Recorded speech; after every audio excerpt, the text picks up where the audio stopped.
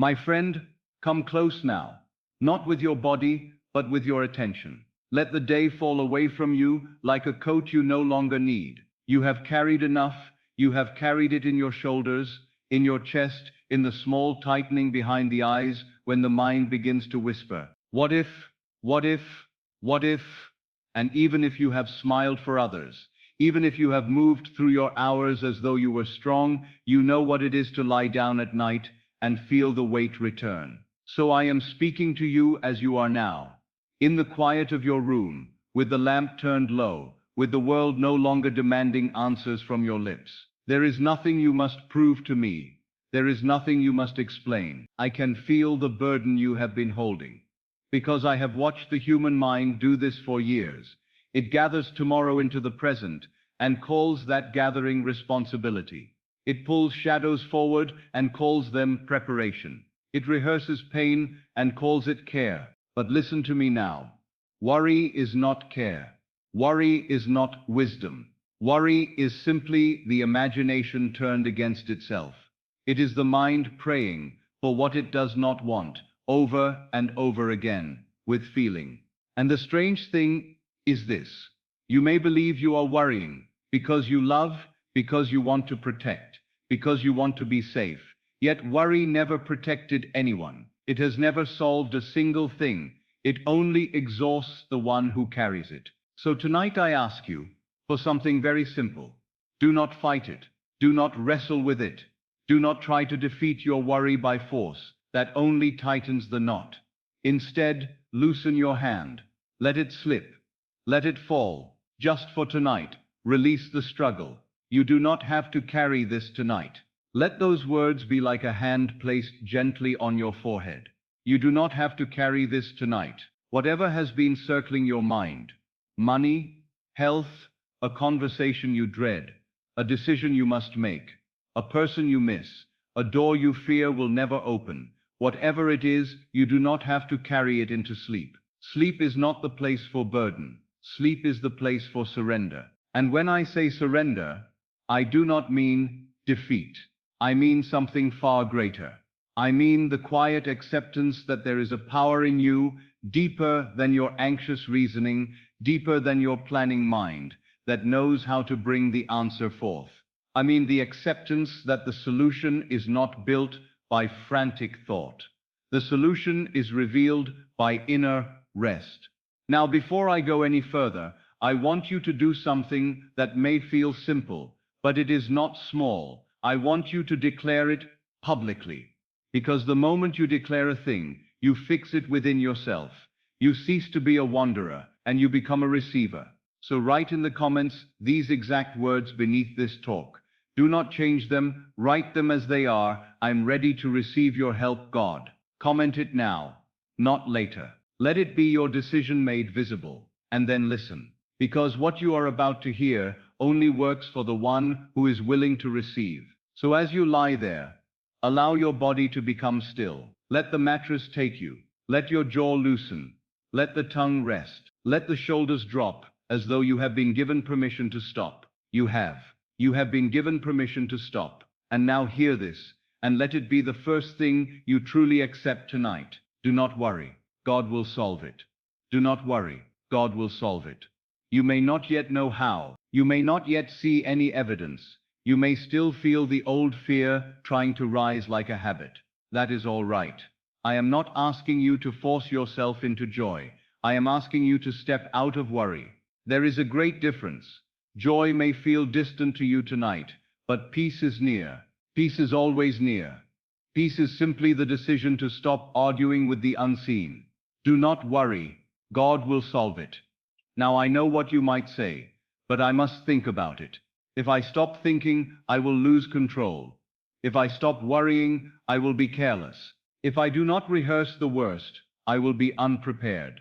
That is how the mind speaks when it has forgotten its true place. It believes that by suffering in advance, it can purchase safety. It believes that by imagining disaster, it can prevent disaster. Yet it cannot. It only makes the body tired and the heart heavy. Tonight, you are allowed to stop bargaining with fear.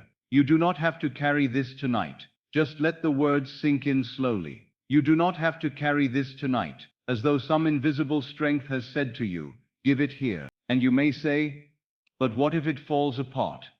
And I answer you, it will not fall apart, because you stopped worrying. If your worrying were the pillar holding your life together, your life would have collapsed long ago. Worry is not a pillar, it is a weight, and you were never meant to sleep with weights tied to your ankles. So we begin very gently, very quietly, not with effort, not with strain, not with a demand that you feel something you cannot feel. We begin with one small shift. We stop rehearsing the problem. We stop giving it the last word. We stop giving it the final image. And in its place, we allow a new sentence to take root in the mind as you drift towards sleep. A sentence so simple, the proud intellect will dismiss it. Yet it is the sentence that ends the war. Do not worry, God will solve it. Now, when I use the word God, I am not speaking of a distant being who may or may not decide to help you. I am speaking of the power that is nearest to you, closer than your breath, more intimate than your thoughts. I am speaking of your own wonderful human imagination. I am speaking of that depth in you that can conceive a thing and bring it forth. You have used it all your life, though perhaps you did not know you were using it. Every fear you have ever fed was an imaginal act. Every peace you have ever tasted was an imaginal act. The difference is simply the direction. Tonight we turn it gently, like turning your face toward the warmth of a fire. So do not worry. God will solve it. Let the sentence be like a rocking motion. Do not worry. God will solve it. Do not worry. God will solve it. Not shouted, not forced, softly, like a lullaby you never knew you needed. Now the mind may try to interrupt you. It may throw up pictures, a bill, a letter, a face, a deadline, a memory. It may say yes, but what about this? And when it does, you do not wrestle. You do not answer with argument. You simply return. Do not worry. God will solve it. Because the mind that argues stays awake. The mind that returns goes to sleep. And sleep is not an escape. Sleep is the doorway. There is a state you enter each night, a quiet borderland where the senses grow dim and the day releases its grip.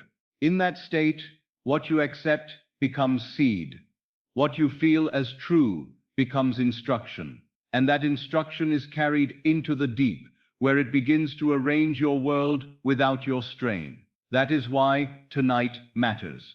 Not because you must do it perfectly, but because the last feeling you take into sleep becomes a message to the deep self. And if the last feeling is worry, then you have asked for more of the same. But if the last feeling is relief, if the last feeling is it is handled, it is done, it is already arranged, then you have planted the seed of peace. And peace has a strange way of becoming visible. So again I tell you, you do not have to carry this tonight. Let your eyelids grow heavier if they wish. Let your breathing slow. If you are still awake, that is fine. There is no strain here. If you are already drifting, that is even better. My words are meant to meet you at the doorway and walk with you into sleep. Do not worry, God will solve it. Now I want you to consider something, not with effort, but with the gentleness of a passing thought. If this matter were already solved, completely solved, what would you feel in your body? Not joy like fireworks, just the simple feeling of relief, the sigh, the loosening, the quiet sense of I can rest now. That feeling is what you will take with you. Not the details, not the arguments, not the plans, only the feeling that it is done. And you do not need proof to feel relief. You only need to consent to it for a moment. So give yourself permission. Just for this moment, let it be solved. Say it inwardly, as though you are stating a fact. It is solved. Not because you see it, but because you choose it. Because you are tired of worry's endless speech. Because you are ready to hear a deeper voice. It is solved. Do not worry. God will solve it. And if the mind says, but it is not solved, then you answer it with kindness, not with anger. You say, you have been working hard. Mind, you have been trying to protect me. But you may rest now. You may rest now. You do not have to carry this tonight. Now let the stillness in your room become your friend. Let the silence do its work. There is a sacredness in this moment, though most never notice it. They rush from day into sleep with the same anxious thoughts playing like a broken record. They take their worries into the pillow and wonder why morning feels heavy. But you will not do that tonight. Tonight you will do something different. Tonight you will enter sleep as though you have already been helped. Do not worry, God will solve it. I want you to feel how gentle that is. Not God might solve it. Not perhaps it will work out. No, do not worry. God will solve it. It has the tone of finality, the calm of certainty, the quiet confidence that the unseen is already moving pieces you cannot see. And you may ask, how can I be certain? And I answer, because you are not separate from the power that solves. You are not a small creature begging at the gate of life. You are life itself expressing through a human form. You are the operant power, though you may have forgotten. And tonight you remember softly, not with pride, not with strain, with rest. You do not have to carry this tonight. Now just breathe with me, in and out. Let the out-breath be a release, as though each exhale loosens the grip of fear, in and out. And with every out-breath, hear the words again, quieter now, as though they are coming from within you. Do not worry, God will solve it. Do not worry, God will solve it.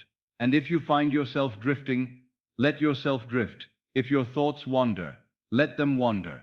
Do not chase them. Bring your attention back gently, like bringing a child back to bed. Do not worry, God will solve it. You see, the world has trained you to believe that if you do not think enough, you will fail. But I tell you, the deepest solutions are not born from strain. They rise out of stillness. They come when you have ceased to interfere. Many times, when a man has exhausted himself trying to solve a problem, he falls asleep and in the morning, the answer is there. Simple, obvious, almost embarrassing in its simplicity. He says, why did I not see it before? He did not see it, because worry was noise. Sleep was silence. And in silence, the deeper mind speaks. Tonight, we are not waiting for morning to hope. Tonight, we enter sleep already relieved. You do not have to carry this tonight. Now let a small scene touch your mind. Only a hint, only a whisper of an imaginal act. Not something long. Not something complicated, something so simple it can slip into sleep with you. Imagine, just for a moment, that someone you trust says to you, it's all taken care of. Hear the tone, feel the meaning. Not drama, just certainty. A simple voice, a simple sentence. It's all taken care of. Let your body respond to that as though it were true. Feel how the chest softens. Feel how the belly unclenches. Feel how the forehead smooths. Do not worry. God will solve it. And if you cannot imagine a person, then imagine your own voice saying it, softly, inwardly, as though you have received the news, it's all taken care of, and allow yourself to believe it for the length of a single breath.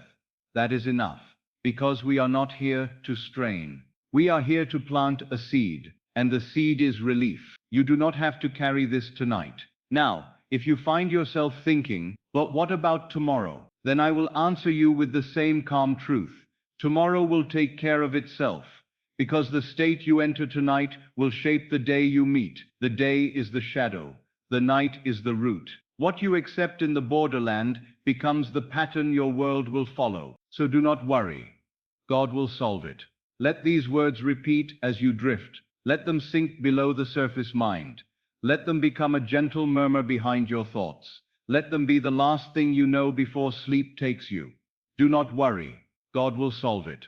And as you continue to breathe, and as the room grows quieter, and as your body grows heavier, remember again, with tenderness, with finality, you do not have to carry this tonight. Worry is rehearsing the undesired. It is that simple. It is not a mystery, and it is not a virtue. It is rehearsal. It is practice. It is the mind taking a scene. It does not want, and playing it again and again, until the body believes it, and the heart feels it, and the whole being begins to live from it.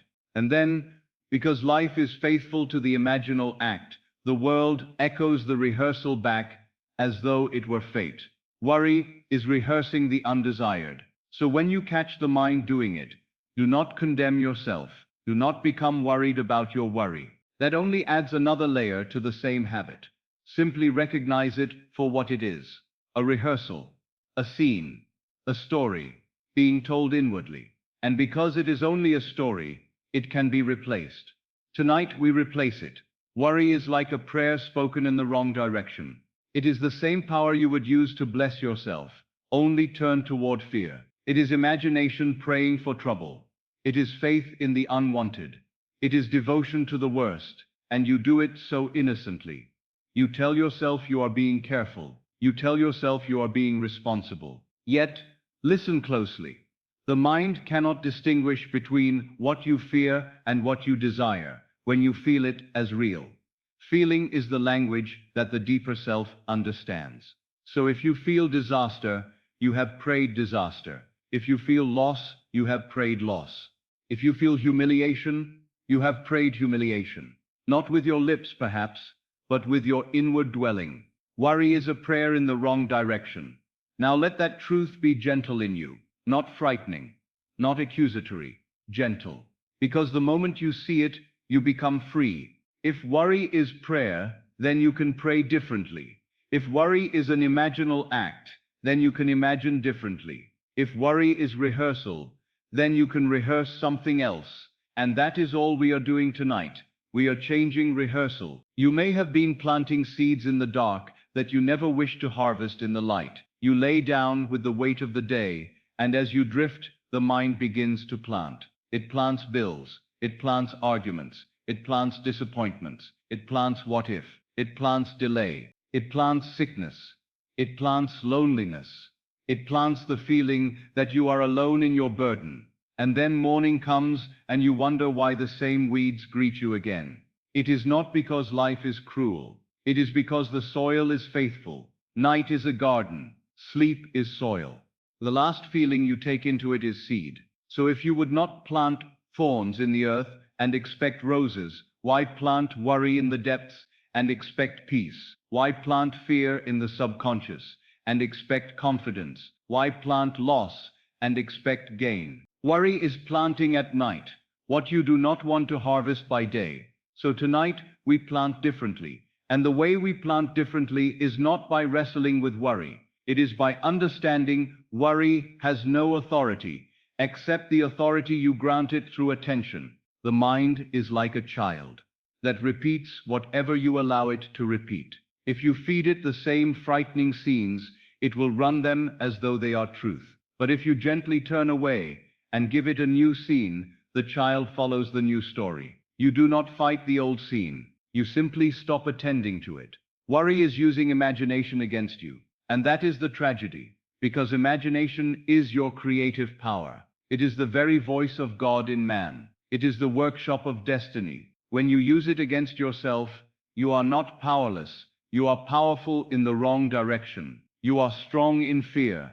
You are faithful to the unwanted. You are devoted to the shadow. But the moment you turn that same power toward peace, toward relief, toward the assumption that it is done, the same strength that once created dread begins to create deliverance. So be comforted. If you have worried deeply, it proves you can feel deeply. If you have feared vividly, it proves you can imagine vividly. If you have rehearsed the undesired with intensity, it proves you have intensity. Now you simply turn it. Tonight we turn it. Worry is rehearsing the undesired. It is the mind saying, let me see the worst again. It is the mind saying, let me feel the pain now, so I will not be surprised later. It is the mind saying, let me suffer early. And suffering early does not prevent suffering. It only multiplies it. There is no virtue in suffering twice, so let it be enough. Let it end tonight, not by force, but by a quiet decision.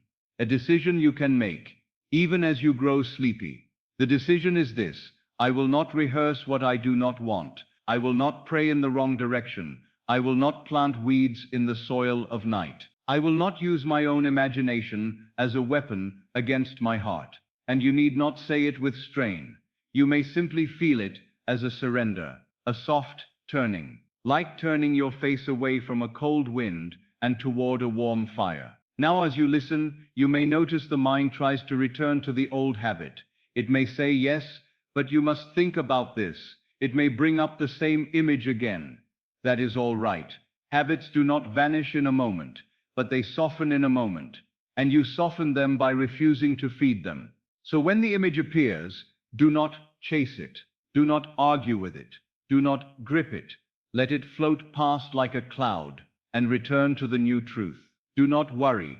God will solve it. Because that sentence is a new rehearsal. That sentence is a new prayer. That sentence is a new seed. Now hear me carefully, in a way that your drowsy mind can accept without effort. You do not have to solve it with your thinking. You do not have to force a conclusion. You do not have to map every possibility. The deeper self, the one I call God, does not operate by anxious calculation. It operates by assumption. It operates by feeling. It operates by quiet acceptance. So if worry is praying for the unwanted, then relief is praying for the wanted. If worry is planting weeds, then peace is planting wheat. If worry is using imagination against you, then the feeling of it is handled is using imagination for you. So let us practice very softly, right now, not as labor, as a lullaby. When the mind says, what if it does not work out? You answer, without argument, it is already worked out. When the mind says, what if I lose? You answer, I am already safe. When the mind says, what if I cannot? You answer, it is done through me. When the mind says, what if it takes too long? You answer, time has no power over the fulfilled state. And if even these answers feel like too much, then return to the simplest sentence of all. Do not worry. God will solve it. Do not worry. God will solve it. Let it fall into your mind with the rhythm of breathing. In and out. In and out. The words do not need to be shouted. They do not need to be forced. They are not a charm. They are an acceptance. They are a consent. Now I want to show you something, but I will show it gently, because you are listening as you fall asleep. Worry always assumes that the problem is real and the solution is uncertain. That is the structure of worry. It makes the shadow solid and the substance vague. It says this difficulty is undeniable, and it whispers the answer may never come. But the law is the opposite. The answer is the substance. The problem is the shadow. The solution is real. The worry is a story. So each time worry comes, it is simply the mind trying to make a shadow into a master. And you need only remember, the shadow cannot create the sun. The shadow cannot create the light. The shadow only appears because something real stands behind it. So behind your problem stands its answer. Behind the closed door stands the open door. Behind the confusion stands clarity. Behind the delay stands fulfillment. Behind the fear stands safety. Do not worry. God will solve it. Now the mind has been trained to believe that worrying is useful because it keeps you alert. Yet alertness is not the same as wisdom. The wise are calm. The wise see clearly. And you cannot see clearly through trembling. Worry is fog. Peace is clarity. So tonight we choose clarity, not by thinking harder, but by relaxing into the end, by resting in the assumption that it is already taken care of.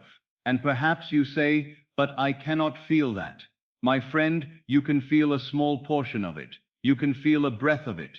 You can feel relief for one moment, and one moment is seed enough.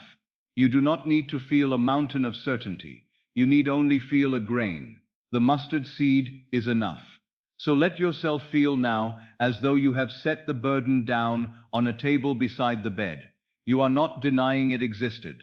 You are simply refusing to hold it through the night. The burden can wait on the table. It does not belong in your body while you sleep. You do not have to carry this tonight. Now bring your attention to the simplest feeling, relief. A small exhale. A soft loosening in the belly. A gentle drop in the shoulders. That is all. And as you feel that, let the sentence return. Do not worry. God will solve it. You see, when you repeat a sentence with feeling, it becomes a state, and a state is creative. A state is a place you dwell, And wherever you dwell in consciousness, you will dwell in experience. So if you dwell in worry, you dwell in unrest. If you dwell in relief, you dwell in peace. If you dwell in the assumption, it is done, you dwell in a world that is compelled to show you it is done. Worry is rehearsing the undesired. So tonight we stop rehearsing it. Tonight we stop praying in the wrong direction. Tonight we stop planting what we do not want. Tonight we stop turning imagination into a tormentor, and we let imagination become what it was always meant to be: a giver, a comforter, a quiet maker of realities. Do not worry. God will solve it. Let the words sink deeper now, as your mind softens. If you notice yourself drifting, let yourself drift. If you notice the words becoming distant, that is good. It means the conscious mind is relaxing. It means the seed is going where it must go. And if you wake for a moment later, if your mind stirs and tries to resume the old rehearsal, you already know what to do. You do not struggle, you do not panic. You simply return. Do not worry, God will solve it. And you will find, little by little, the habit of worry loses its grip. Because you have deprived it of attention, you have stopped feeding it feeling. You have stopped giving it the stage. And in the silence that follows, the solution rises, quietly, naturally, without drama, because that is how God solves, not with strain, with order, not with noise, with peace.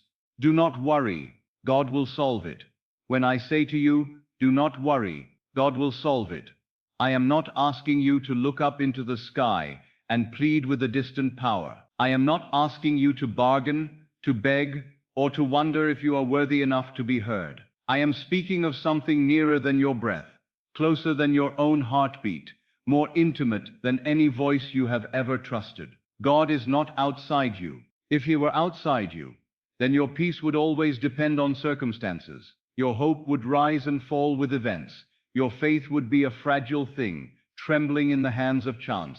But I tell you, the God of whom I speak is not a distant ruler watching from afar. He is the very life that animates you. He is the awareness reading these words.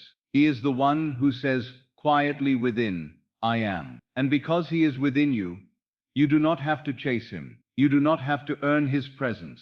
You do not have to prove yourself. You only have to return. Return inward, and you find him. You may have been taught to think of God as something separate, something far away, something you must reach after. Yet I tell you, separation is the first illusion.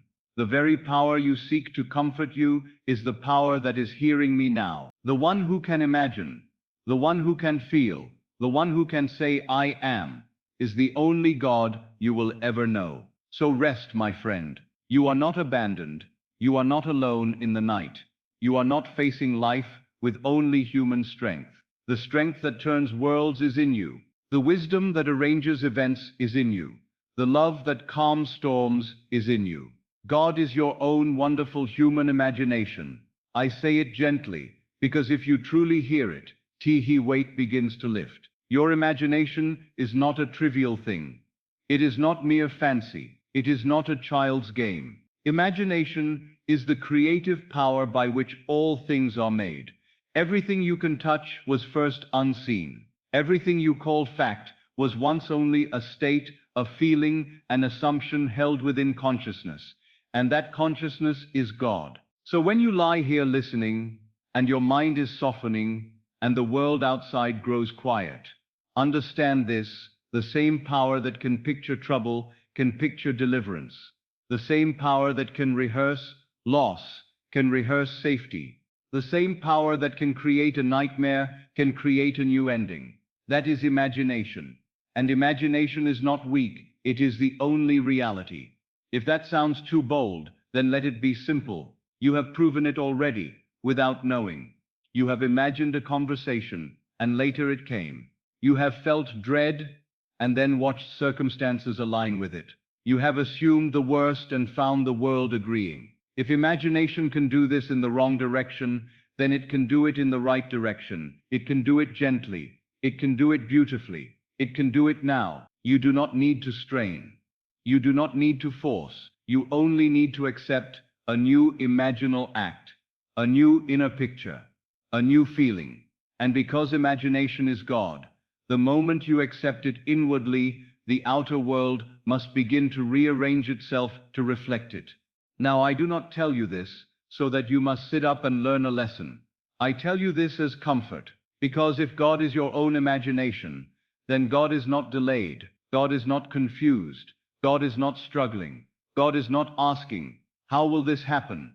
God simply is, God simply assumes, God simply knows. And you are that. God is the I am in you. Listen to how often you have used this without realizing. You say, I am worried. You say, I am afraid. You say, I am afraid. You say, I am afraid. You say, I am afraid. Then because I am is the name of God, those statements become creative decrees. They are not harmless. They are not merely describing your day. They are shaping your tomorrow. But tonight, you will use I am differently. Not as effort, as rest. You will let the words, I am, become a cradle, not a chain. You will whisper inwardly, I am safe. I am guided. I am cared for. I am protected. I am already provided for. I am already led to the answer.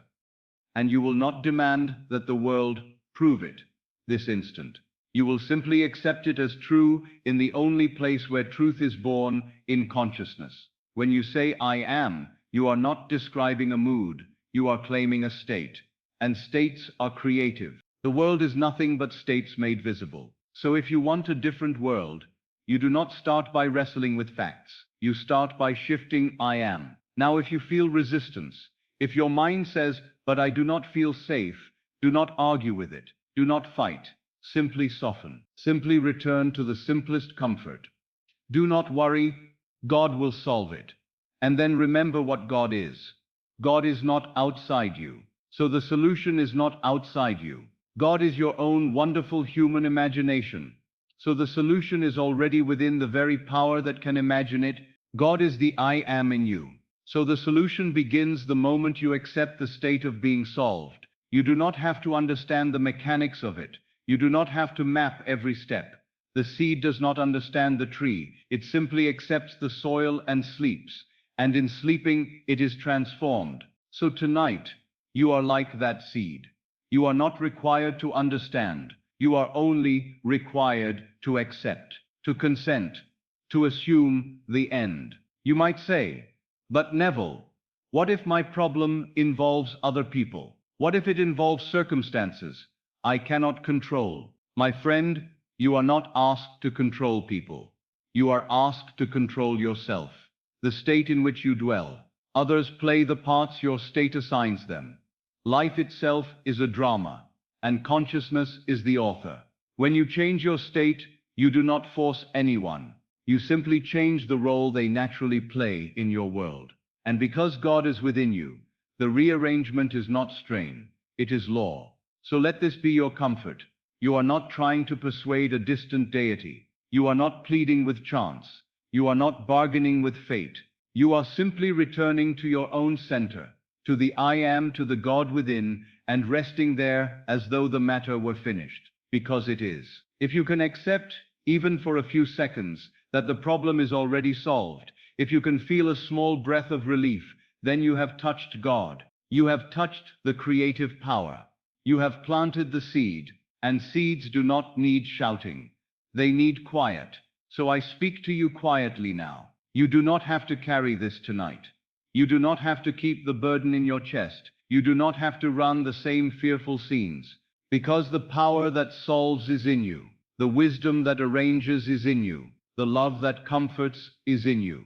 God is not outside you. God is your own wonderful human imagination. God is the I am in you. And because this is true, your work is not to worry. Your work is to rest. To let the last thing you accept tonight be a simple, gentle conclusion. It is done. And if the mind wanders, if it tries to return to fear, you simply come back again, softly, without anger, without effort, like returning to a pillow. Do not worry, God will solve it. Do not worry, God will solve it. Let those words be a lullaby to the I am within you. Let them be a permission slip to sleep. And as you sleep, the I am does what it always does. it becomes. It arranges, it fulfills. It solves not by struggle, but by the quiet certainty of being. Behind every problem stands its finished answer. Let that be the first mystery you allow yourself to touch tonight, not as a thought you debate, but as a truth you lean into. Behind every problem stands its finished answer, not an answer struggling to be born, not an answer that might appear if you do everything correctly. A finished answer, complete, whole, already formed in the unseen. The human mind looks at a problem and sees only the shadow. It sees the closed door, the unpaid bill, the strained relationship, the ache in the body, the uncertainty of tomorrow. It sees the shadow and calls it reality. But I tell you, the shadow is never the cause. The shadow is the effect. And behind every effect stands a cause you do not yet see. Behind every problem stands its finished answer. If you could see the world as I have learned to see it, you would not tremble when a difficulty appears. You would not panic when the senses present you with a frightening picture. You would say quietly, "This is only a shadow." And behind this shadow stands the substance. Behind this confusion stands clarity. Behind this delay stands fulfillment. The unseen is already arranged. This is not a comforting phrase meant to lull you into passivity. It is a statement of law. The unseen is already arranged because creation is finished. All states exist now. All outcomes exist now. All solutions exist now. Your experience moves through these states not by chance, not by fate, but by the state you occupy in consciousness. When you occupy the state of worry, you stand in the shadow and stare at it until it seems solid. When you occupy the state of acceptance, you turn from the shadow and rest in the substance. You do not fight the shadow. You do not argue with it. You simply refuse to grant it final authority. The unseen is already arranged. Now listen, because this will soothe the part of you that has been exhausted by effort. Tonight, you do not work, you receive. You do not wrestle, you rest. You do not plan, you consent. You do not demand, you accept. The nervous mind believes it must do something to deserve peace. It believes peace must be earned through solving, through controlling, through preparing. But peace is not earned. Peace is assumed. Tonight you don't work, you receive. And what do you receive? And what do you receive? You receive the feeling of already solved. You receive relief before the evidence appears. You receive rest before the world agrees. You receive the calm certainty of the end. And you let that certainty carry you into sleep like a boat that knows the current. This is the great reversal. Most people are waiting for the solution to arrive so that they can finally relax. They say, when it is fixed, then I will have peace. When I have the money, then I will breathe. When the doctor says it is fine, then I will rest. When they call me back, then my heart will settle. But I tell you, the law is reversed. You do not get peace after the solution. You enter peace first, and the solution follows. Behind every problem stands its finished answer. So why worry? Worry is simply refusing to accept the finished answer. Worry is insisting the shadow is all there is. Worry is the mind standing in front of the mirror and trying to scrub the glass, believing the reflection will change. But the mirror does not change first. The face changes first. The inner changes first. The state changes first. Then the mirror must reflect it. So tonight, we leave the mirror. We change the face. We change the state. And we do it in the gentlest way possible, by accepting in the quiet that it is already done. The unseen is already arranged. You may not know how it will unfold. The mind loves the how. It feels safer when it can see the steps. But the how is not your labor. The how belongs to the deeper self, the subconscious, the God within you, that arranges events with a wisdom beyond your reasoning. The conscious mind sees only a few steps ahead and panics. The deeper mind sees the whole bridge of incidents and moves without fear. Tonight you don't work, you receive. Do you feel what that does? It removes the burden of control. It removes the need to figure everything out at midnight. It removes the frantic inner bargaining. It gives you permission to be held by something greater than your anxious planning. And this is why sleep is so important. Sleep is the time when the senses grow dim and the arguments of reason soften. Sleep is the time when the deeper mind is most open to suggestion, most receptive to the feeling you carry. And what you carry into sleep becomes the blueprint of what you wake into. So tonight, we do not carry the problem. We carry the solution. We do not carry the question. We carry the answer. We do not carry the fear. We carry the relief. Behind every problem stands its finished answer. Now, to accept this does not mean you pretend you have no problem. It means you refuse to worship it. It means you refuse to kneel before it. It means you refuse to let it dictate the state you sleep in. You may acknowledge the shadow, but you do not live in it. You do not dine with it. You do not dine with it. You do not take it to bed. You do not have to carry this tonight. So let us speak to the heart now, the part of you that is tired of being brave. That part does not need philosophy. It needs comfort. And comfort is not maybe. Comfort is certainty. The unseen is already arranged. Imagine this, very softly, like a story told to a child. A great hand is already moving pieces you cannot see.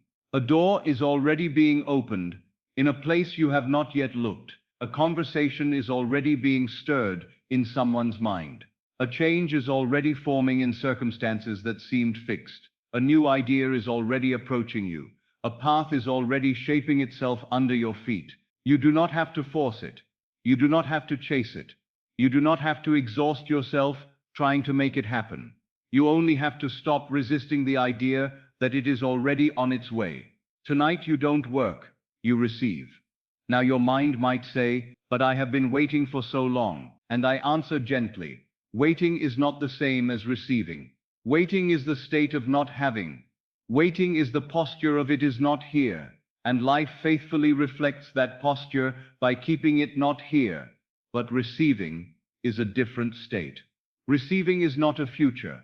Receiving is now. Receiving is the feeling of already having. Receiving is the quiet inner sigh that says, it is done. And if you can feel that sigh for a single moment, you have entered the state of receiving. And from that state, life must arrange itself to match. It cannot do otherwise. Behind every problem stands its finished answer.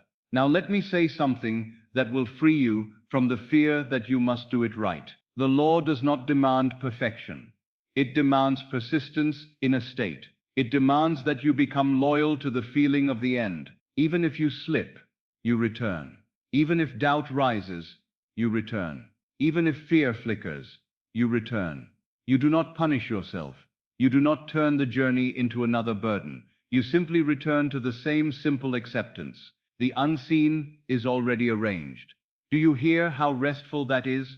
It means you are not creating the solution from nothing. You are not pushing a boulder up a hill with your mind. You are only accepting what already exists. You are stepping into a room that was built long ago. You are putting on a garment that already hangs in the closet of consciousness. Tonight you don't work, you receive. Now I want you to notice how the body responds when you truly accept that. There is a loosening, a softening. The stomach unclenches. The chest expands slightly. The breath becomes deeper. That bodily change is not trivial. It is the sign that the state has shifted. The body is the faithful servant of consciousness. It reflects what you accept as true. So let the body be your guide. Do not force it. Do not command it. Just give it a new conclusion. It is already solved. And if the mind tries to argue, do not meet it with debate.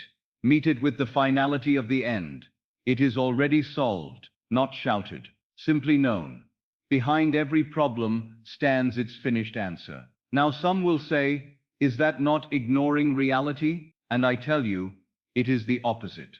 It is recognizing the only reality that creates reality. The facts you see are not ultimate. They are yesterday's imaginings made visible. They are the harvest of old seeds. If you stare at the harvest and despair, you will plant nothing new. If you accept a new seed, the harvest must change. The unseen is already arranged. And because the unseen is arranged, You are free to sleep. You are free to stop scanning for danger. You are free to lay down the armor. You are free to let the mind quiet itself. Tonight you don't work, you receive. Now let receiving be very simple. Receiving is not a struggle to believe. Receiving is not forcing yourself to smile. Receiving is allowing yourself to feel, even faintly, the relief you would feel if the matter were finished. That relief is the state. That relief is the acceptance. That relief is the prayer. You may say to yourself, if it were done, I would feel sorry. And then let the feeling come. Perhaps it is a sigh. Perhaps it is warmth.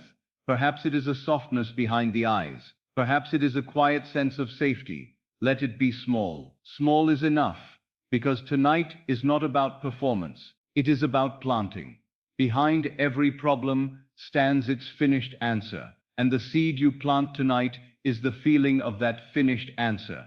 Now, while you are lying there, let me speak to the part of you that fears disappointment. It says, if I accept it as done and it does not come, I will be hurt. That is the voice of past pain. It is the voice of someone who has tried to hope and been let down. I understand that voice. I do not mock it. I do not push it away with harshness. I simply tell it the truth. You are not hoping. You are accepting. And acceptance is not fragile the way hope is. Hope is always looking forward, always waiting. Acceptance is present possession.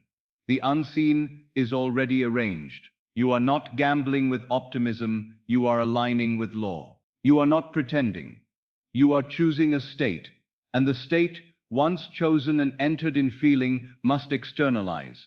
It may come in a way you did not expect. It may come by a door you did not consider. It may come so naturally that you almost forget you ever worried. That is the sign of true fulfillment. It appears ordinary. It appears as though it just happened. But you will know better. You will know it was arranged from within. Tonight you don't work, you receive. So let the receiving continue now. Let it be the atmosphere of your mind as you drift. Let the words wash through you, like warm water. Behind every problem stands its finished answer. The unseen is already arranged. Tonight you don't work, you receive. And if your thoughts wander, that is all right. Let them wander. Just return again and again to the same soft conclusion, as many times as needed, not with impatience, with tenderness. Do not worry, God will solve it. Do not worry, God will solve it. And as you repeat it, feel the meaning behind it. Not I hope, not maybe, but it is being handled. It is already in motion. The answer is already forming.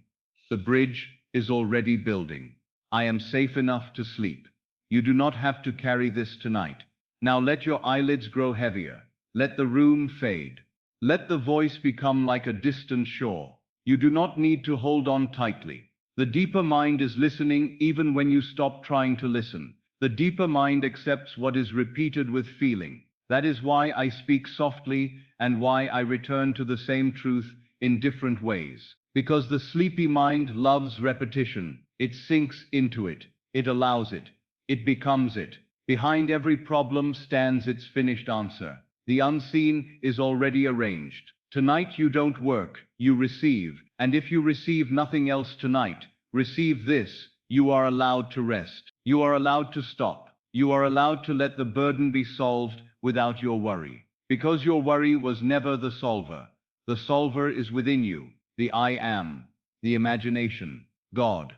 So now, my friend, as you drift nearer to sleep, let the final feeling be one of soft certainty, not excitement, not strain, just the calm satisfaction of something completed. It is done. And from that doneness, you fall asleep. And in sleep, the unseen continues its work, quietly, faithfully, perfectly. Do not worry, God will solve it. Now, my friend, since you are here with me in this quiet hour, let me do what I have done with so many who came burdened and sleepless. I will not give you a lecture. I will not make you sit up and think. I will simply guide you into the natural doorway you enter every night, and I will help you cross it with a different feeling in your heart. Let the body soften first, not by force, not by effort. Just allow it. The bed is beneath you. faithful, and patient. Let it hold you. Let the weight of your legs sink. Let the muscles in the calves release. Let the knees loosen. Let the thighs grow heavy. Let the hips settle as though they have finally been given permission to stop bracing. Let the belly soften. The belly has held more fear than you realize. It tightens when the mind worries. It clenches when you anticipate trouble. So now, very gently, let it release. Let it become quiet. Let it become still. Let it fall into the bed, as though it no longer needs to guard you. Let the chest soften. Let the breath move lower, slower, easier. You need not take a deep breath as a command. Just let the breath find its own peaceful rhythm. In out, and with every out breath, let something go. A little more. A little more. There is nothing you must solve with the breath. The breath is simply telling the body, we are safe enough to rest. Let the shoulders drop.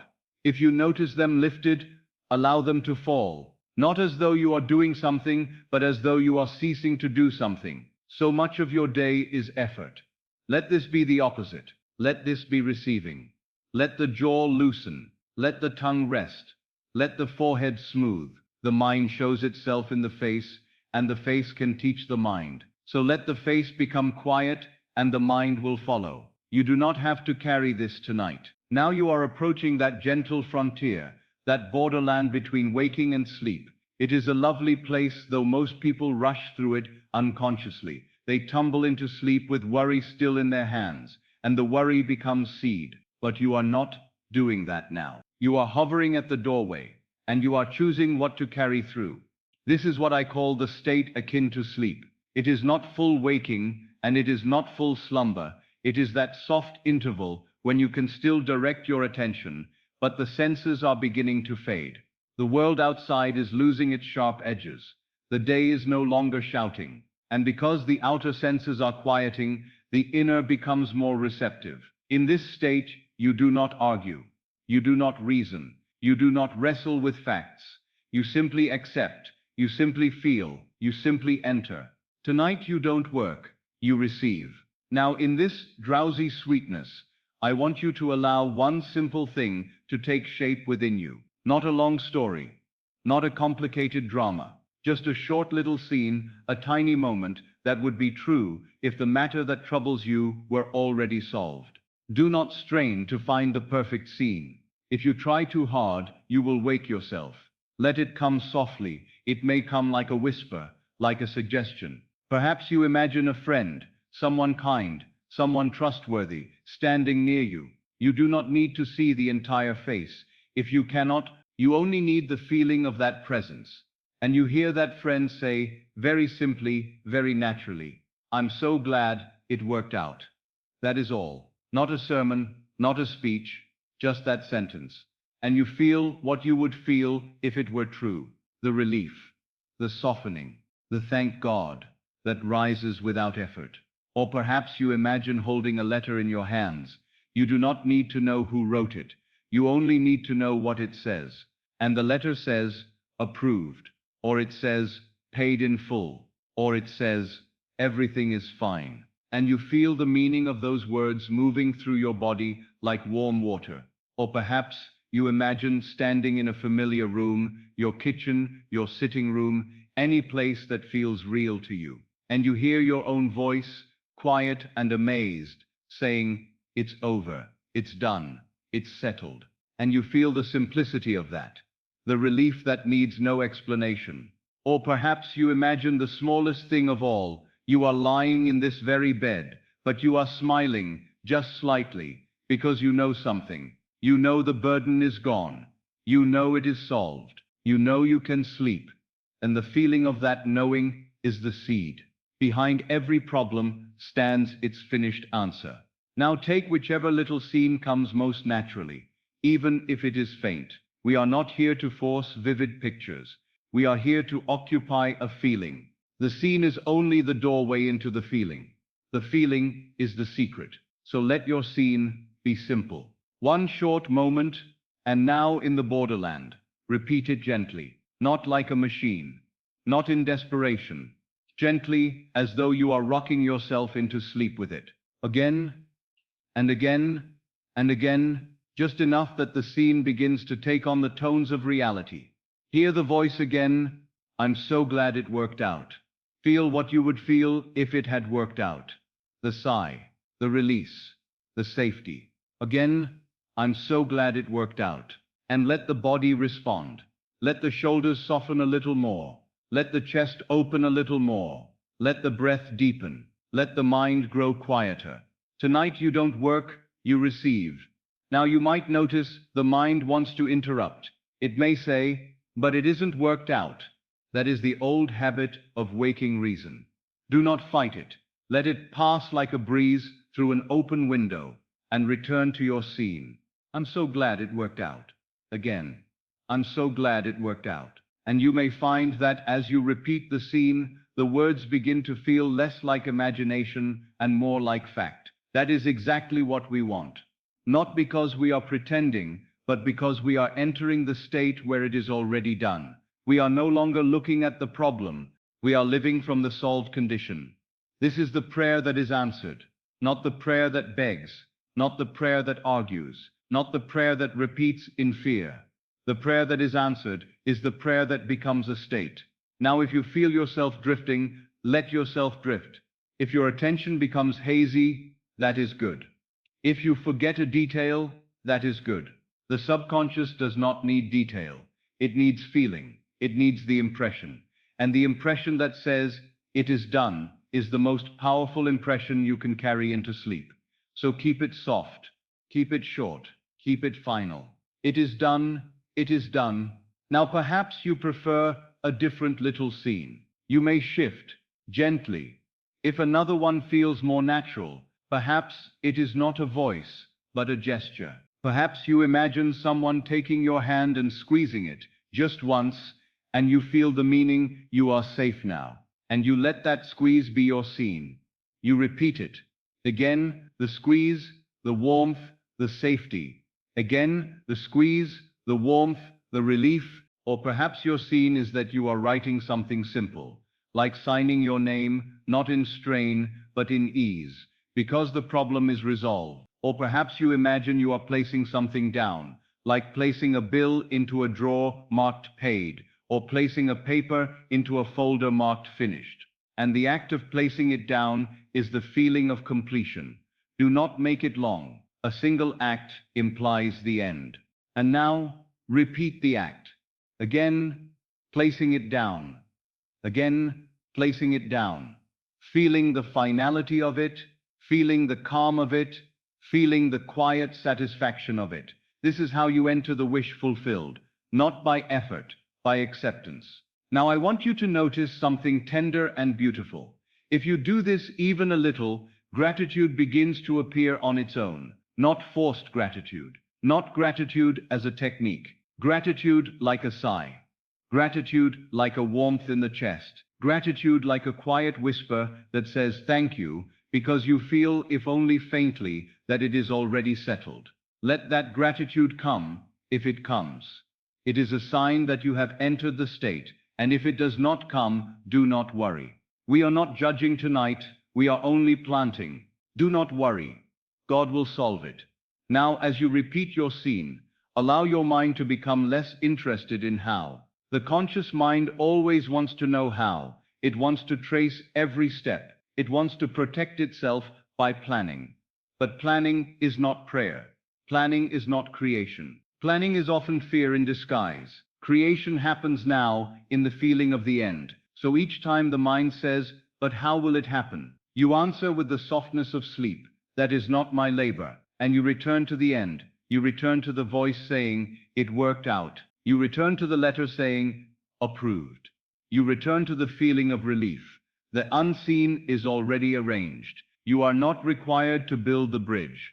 You are only required to accept the destination as real. And once you do, the bridge of incidents forms in ways you could never design. It forms through meetings, through sudden impulses, through ordinary events that lead step by step to the fulfillment. You do not need to foresee it. In fact, if you try, you may only frighten yourself again. So do not try.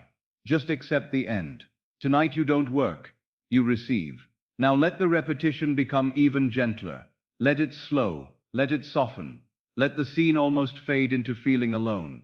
If you can no longer see the letter clearly, that is all right. Keep only the feeling. If you can no longer hear the voice distinctly, that is all right. Keep only the meaning. The meaning is the seed. The meaning is it is solved. And now, as you grow sleepier, let the words be fewer. Let them become like a distant bell, ringing softly within. It is done. It is done. Do not worry. God will solve it. And if your mind wanders into another thought, do not scold it. Treat it like a child that has walked out of bed. Take it gently by the hand and bring it back, not with anger, not with impatience, with tenderness, back to the scene, back to the relief, back to the end. You do not have to carry this tonight. Now perhaps you are thinking, but Neville, my problem is so specific. It has so many parts. My friend, the seed does not need to contain the details of the harvest. A single imaginal act implies the whole. If you desire peace, imagine peace. If you desire security, imagine security. If you desire reconciliation, imagine the warmth of reconciliation. If you desire health, imagine the calm certainty of health. The scene implies the end, and the end contains all the means within itself. So keep it simple, keep it final, keep it yours. And now, let the scene become almost like a cradle rocking you. Again and again and again. Not forcing, not pushing, just gently returning.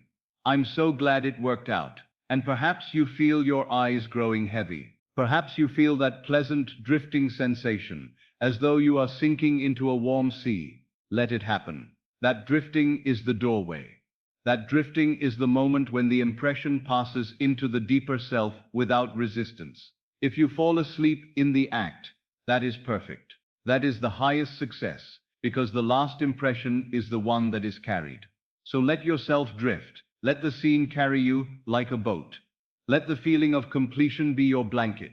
Behind every problem stands its finished answer. The unseen is already arranged. Tonight you don't work, you receive. And if you wake later in the night, if the old worry tries to return, do not struggle. Just return again, as though you have practiced this all your life. Because in truth, you have. You have rehearsed at night before. Only now you rehearse what you want. You return to the relief. You return to the end. You return to the quiet sentence. Do not worry, God will solve it. And you let the mind sink again into sleep, carrying the seed of the solved condition into the deep, where it will be nourished, where it will grow, where it will arrange your world without strain. Now rest. Let the words soften. Let the scene fade. Let the feeling remain. And let sleep take you gently. Now, my friend, as you drift deeper, I will give you something you can return to without effort. Not a complicated thought, not a lesson. Something simple, something that rocks the mind into stillness, something that the deeper self can take as instruction again and again until it becomes natural. It is done. Let those words be soft, not a shout, not a command, a conclusion, a quiet conclusion. It is done. There is a strange power in a conclusion. The mind stops searching when it feels the end has been reached. The heart stops tightening when it feels the matter is settled. The breath becomes deeper when the inner voice says, "It is done. It is finished." These two little sentences do not ask for anything. They do not plead. They do not bargain. They do not argue with circumstances. They simply state the end. And the end is all that matters, for the end is the cause. The end, accepted in feeling, is the seed from which the outer world must grow. It is done. It is finished. Now do not try to make yourself believe. Simply let the words pass through you, like warm air. Let them touch your nervous system. Let them soothe the mind that has been running. You have been thinking, and the thinking did not solve it. The thinking only exhausted you. So tonight, you stop thinking as a labor, and you accept thinking as a gentle conclusion. I have already received. Notice how that differs from I will receive. I will receive keeps the desire ahead of you, always out of reach, always tomorrow. But I have already received places you in possession now. It removes delay. It removes longing. It puts the heart at rest. And rest is the language of faith. I have already received. If you say those words softly and let a small breath of relief accompany them, you are praying in the true sense. You are not praying for something. You are praying from the answered state. You are dwelling in the end. You are occupying the condition as though it were already yours. And that occupation is creative. The unseen has arranged it. There is a quiet tenderness in that sentence, as though you have finally stopped trying to be the only one working. The unseen has arranged it. It means there is a wisdom moving beyond your sight.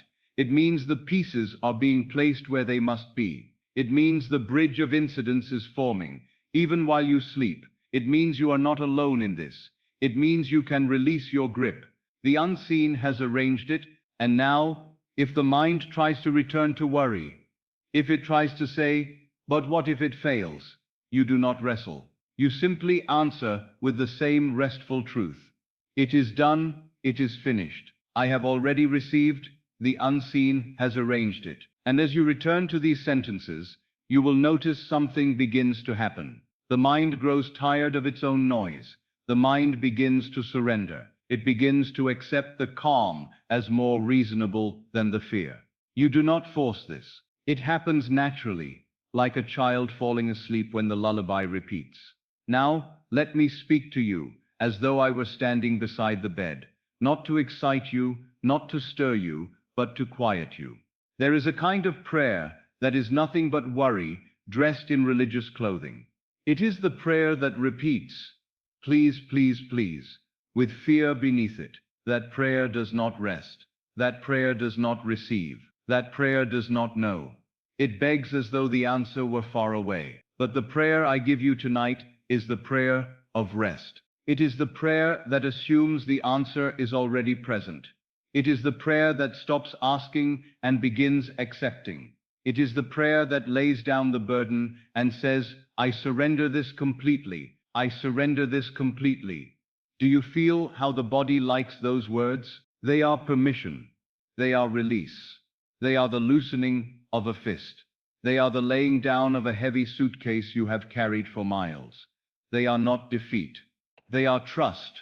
They are the recognition that the deeper self is capable. They are the acknowledgement that the power that breathes you can also guide you. I surrender this completely. And once you surrender it, you do not pick it up again 5 minutes later. You do not surrender it and then take it back in thought. You surrender it and let it be. If the thought returns, you surrender again, softly, kindly, without frustration, as many times as necessary, until surrender becomes your natural posture. Do not worry, God will solve it. There it is again, the sentence that holds everything. Do not worry, God will solve it. And remember what I mean by God. I mean the I am in you. I mean your own wonderful human imagination. I mean the creative depth that can accept an end and bring it forth. So when you say, do not worry, God will solve it, you are not handing your life to something foreign. You are returning to the only power there ever was within you. It is done. It is finished. I have already received. The unseen has arranged it. I surrender this completely. Do not worry, God will solve it. Now as you lie there, you may notice that the mind wants to check. It wants to scan the future. It wants to run the old scenes again. It wants to say, yes, but what about this detail? That is the habit of the waking self. It believes safety comes from analysis, but safety comes from state. Safety comes from the end assumed. Safety comes from the feeling of completion. So each time the mind begins to check, you return to the anchor. It is done. The words, it is done, are stronger than any argument. They are stronger because they are not an argument. They are a state. They are a settledness. They are a conclusion. And the subconscious accepts conclusions. The subconscious accepts feelings. The subconscious does not respond to frantic reasoning. It responds to the quiet certainty of an already finished matter. It is finished. Now let these words go deeper, beyond the surface mind. Let them become like a gentle tide, coming in and going out, coming in and going out. You do not have to hold them tightly. You can let them pass. You can let them return. They will return. And each return is like another soft hand, smoothing your hair, another quiet assurance that you may rest. I have already received. Imagine, if you wish, the smallest taste of what it would feel like if that were true. Not fireworks, just relief. The problem that haunted you feels distant. The urgency dissolves. The body stops bracing. There is nothing to fix right now. There is nothing to solve right now. It is already received. It is already settled. The unseen has arranged it. This is one of my favorite truths, because it removes the burden of how the conscious mind is always trying to design the bridge. But the bridge is built by a deeper intelligence. The unseen arranges it. The unseen moves the pieces. The unseen brings the right people at the right time. The unseen causes a letter to arrive, a call to come, an opportunity to open, not as a miracle from without, but as the natural outworking of a state accepted within. I surrender this completely. Now, surrender is not a single act. It is a mood. It is a dwelling. It is a way of being. It is the refusal to clutch. It is the decision to rest. And when you rest, you do not interfere with the process. You do not dig up the seed. You do not stand over the soil, demanding proof. You allow the seed to do what seeds do. Do not worry, God will solve it. Now, in the softness of this moment, I will speak in a rhythm that your sleeping mind can carry like a melody. If you are still awake, listen gently. If you are drifting, let the drifting happen. If you are already sleeping, then let these words find their way into you without effort. It is done. It is finished. I have already received. The unseen has arranged it. I surrender this completely. Do not worry, God will solve it. And as these sentences return, notice the way they change your inner atmosphere. They do not demand that you become something. They simply allow you to be. They do not demand that you fix your life tonight. They simply allow your life to be fixed by the power that is already at work. Now let me tell you something that may surprise you. But it is true, the moment you accept the end, even faintly, the process begins. The world begins to move. You may not see it immediately, but it has begun. The unseen has arranged. It is not poetry. It is fact. From the moment the state is assumed, there is movement in the unseen. People are influenced, ideas arise, paths shift, the bridge begins. So you are not lying there, helpless. You are lying there in the most powerful posture you can take, the posture of acceptance. It is done. And because it is done within, it must become done without. It is finished. And because it is finished in imagination, the outer world must catch up. I have already received, and because you have received it in the only place where receiving truly happens, the visible must follow. The unseen has arranged it. And because the unseen is the realm of cause, the seen must mirror it. I surrender this completely. And because surrender removes resistance, the flow becomes easy. Do not worry, God will solve it. And because God is within you, the solver is already present. Now the mind may try one last time to insist on its worry, as if worry were a badge of love or responsibility. It may say, if I stop worrying, I do not care, but you can care without worry. You can love without fear. You can be responsible without rehearsing disaster. You can be wise without being tense. Peace is not neglect. Peace is trust. So you allow yourself to be peaceful tonight, not because you do not care, but because you care enough to stop feeding the unwanted. You care enough to plant a better seed. You care enough to give the subconscious a new instruction. It is done. It is finished. I have already received. The unseen has arranged it. I surrender this completely. Do not worry. God will solve it. Now let the phrases be like a slow procession, walking through your mind with quiet footsteps, each one leaving behind it a softness, each one washing the nervous system, each one easing the heart. And if the mind wanders into a different thought, do not be alarmed. The mind wanders as you fall asleep. That is natural. When you notice you are wandering, you return without judgment. It is done. If you feel yourself becoming drowsy, let the drowsiness deepen. Let the voice become distant. Let the body become heavier.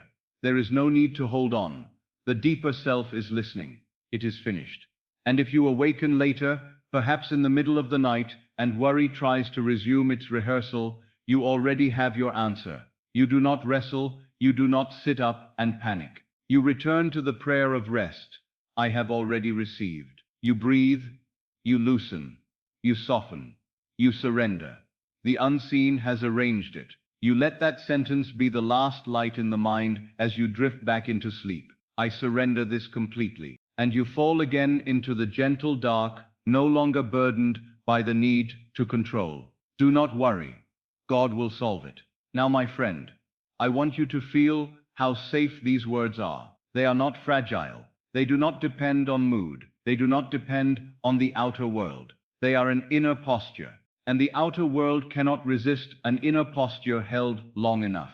It must conform. So allow the phrases to return again and again, not with strain, with ease, like breathing, like waves, like a soft prayer whispered by the heart itself. It is done. It is finished. I have already received. The unseen has arranged it. I surrender this completely. Do not worry. God will solve it. And as you drift, let the last thing you know be this: you are not trying to become safe. You are safe enough to sleep. You are not trying to become guided. You are guided enough to rest. You are not trying to make it happen. It is already happening. It is already arranged. It is already in motion. It is done. And now you rest. Let us move now as the sea moves, not in straight lines, but in gentle waves, because the mind that is going to sleep does not want to be pushed. It wants to be carried. And so I will carry you, again and again, through the same four movements: calm, affirm, imagine, release, until the whole of you learns the rhythm of rest. If you are still awake, let these words wash over you. If you are already drifting, let the drifting deepen. And if at any point in the night you stir for a moment, you may simply return to this rhythm, like returning to a familiar prayer. First we calm. Let the body be heavy. Let the bed be your ground. Let the breath be slow. There is no task for you now. There is only this moment. The world outside can wait. The problem can wait. The mind can stop its marching. You have done enough for today. You do not have to carry this tonight. Let your attention rest on the simplest thing, the feeling of being supported, supported by the bed, supported by the quiet, supported by the power within you that never sleeps. And if your thoughts wander, do not chase them. Let them drift like leaves on a slow river. Do not worry, God will solve it. Now we affirm, not as a strain, but as a soft conclusion. We do not argue with the day. We do not explain. We simply state what is true in the unseen. And the unseen is the realm of cause. It is done. It is finished. I have already received. The unseen has arranged it. I surrender this completely. Do not worry. God will solve it. Let those sentences be gentle. Let them be like hands smoothing the mind. You may repeat one of them silently if you wish, or you may simply let me repeat them for you. The point is not effort. The point is atmosphere. We are entering a state. We are becoming the one who rests. Now we imagine. Only a small imaginal act, brief and final, like a single note of music. You do not need a long story. You do not need many scenes. One short moment implies the end. Perhaps you hear a voice, someone kind, someone trusted, saying, "It worked out." And you let that sentence land in you like a warm stone settling into still water. It worked out. You feel the relief of it. You feel the quiet safety. You feel the release in the shoulders, and you allow that feeling to be the truth, just for now. Not because you have evidence, but because you are planting the cause. It worked out. Or perhaps you see a simple word on paper, approved, and you feel the meaning of it in your chest. Approved, settled, finished. And you do not ask how. You do not ask when. You only feel the end. Now we release. We do not cling to the scene. We do not tense up to hold it. We let it go into the deep. We let it be taken by sleep. We let it be planted where it will grow without our interference. I surrender this completely. It is done. And the first wave ends. Calm as firm. Imagine, release. Now we begin again as gently as before, because the mind is soothed by familiarity. We calm, let the breath slow again. If you have become tense without noticing, let the body soften once more. The forehead smooths, the jaw releases, the belly loosens, the shoulders drop, and the heart, that has been guarding itself, is allowed to rest. You do not have to carry this tonight. Do not worry, God will solve it. Now we affirm again, because repetition is not redundancy when it is done with quiet feeling. Repetition is how the seed sinks deeper. Repetition is how the state becomes natural. It is finished. I have already received. The unseen has arranged it. Do not worry, God will solve it. Now we imagine again, but perhaps a different little scene appears tonight. The subconscious does not need variety, but the sleeping mind enjoys it. So we let it be simple, and we let it shift if it wishes. Perhaps you imagine yourself waking in the morning, and instead of that familiar weight of dread, you feel light, you feel calm, you feel as though something has been lifted. You do not know what changed yet, but you know you can breathe. That feeling is enough. That feeling implies the solution. Or perhaps you imagine a small gesture. You set something down on a table, an envelope, a paper, a burden, and you walk away from it because it is no longer yours to carry. You feel the freedom of your hands being empty. You feel the relief of not holding. Now we release again. We do not grasp. We do not hold tight. We let the scene fade, and we keep only the feeling. It is done. I surrender this completely. And again, calm, affirm. Imagine, release. Now perhaps you have drifted into sleep already, and you are only half hearing me. That is perfect. This rhythm is meant to pass beneath the conscious mind. The conscious mind may fade. The deeper mind remains. So I will continue the waves, as though I were rocking a cradle. And you may take whatever you need. We calm. Let everything be soft. Let the room be quiet. Let the night be your ally. The night does not demand answers. The night does not demand proof. The night invites surrender. You are safe enough to sleep. You do not have to carry this tonight. Now we affirm, it is done. It is finished. The unseen has arranged it. I have already received. Do not worry. God will solve it. Now we imagine again, and here I want you to notice something. The best imaginal act is always one that carries the feeling of relief. Relief is the fragrance of fulfillment. Relief is the sign that the end is accepted. So let relief be your guide. Imagine the problem as though it were a page in a book you have turned. You do not tear it out, you simply turn it, and now you are on the next page, where the story is resolved. You are not fighting the old chapter. You have moved beyond it. You are beyond it, feel that. Now release again. I surrender this completely. It is finished, and the wave completes itself. Now as these waves continue, you may feel your mind become quieter. Thoughts may grow fewer. The spaces between thoughts may grow longer. And in those spaces, the deepest work is done. Not by you, but through you. The unseen arranges. The subconscious accepts.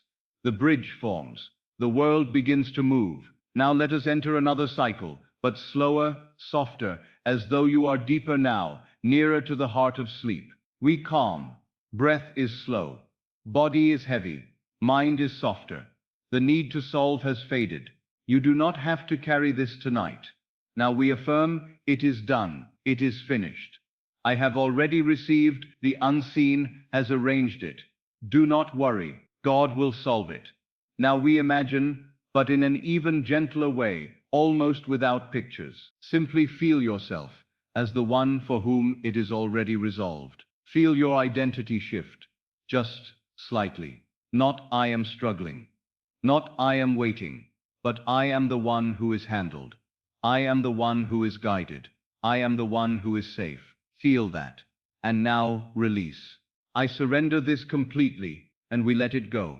Now perhaps in the night you will wake for a moment. Perhaps you will open your eyes briefly, Perhaps the old habit of worry will try to resume, as though it has been waiting at the door. If that happens, my friend, you do not need to panic. You do not need to sit up and begin wrestling with thought. You simply return to the rhythm. Calm, affirm, imagine, release. You calm by softening the body. You affirm by returning to one sentence. It is done. You imagine by feeling relief for a single breath. And you release by letting the breath go out. I surrender this completely. That is enough. A single wave is enough to carry you back. Now let me carry you through another wave as though you were half asleep already. We calm, the room is quiet. The body is warm, the breath is slow. You do not have to carry this tonight. We affirm. It is done. The unseen has arranged it. I have already received. Do not worry. God will solve it. We imagine, a kind voice says, it worked out.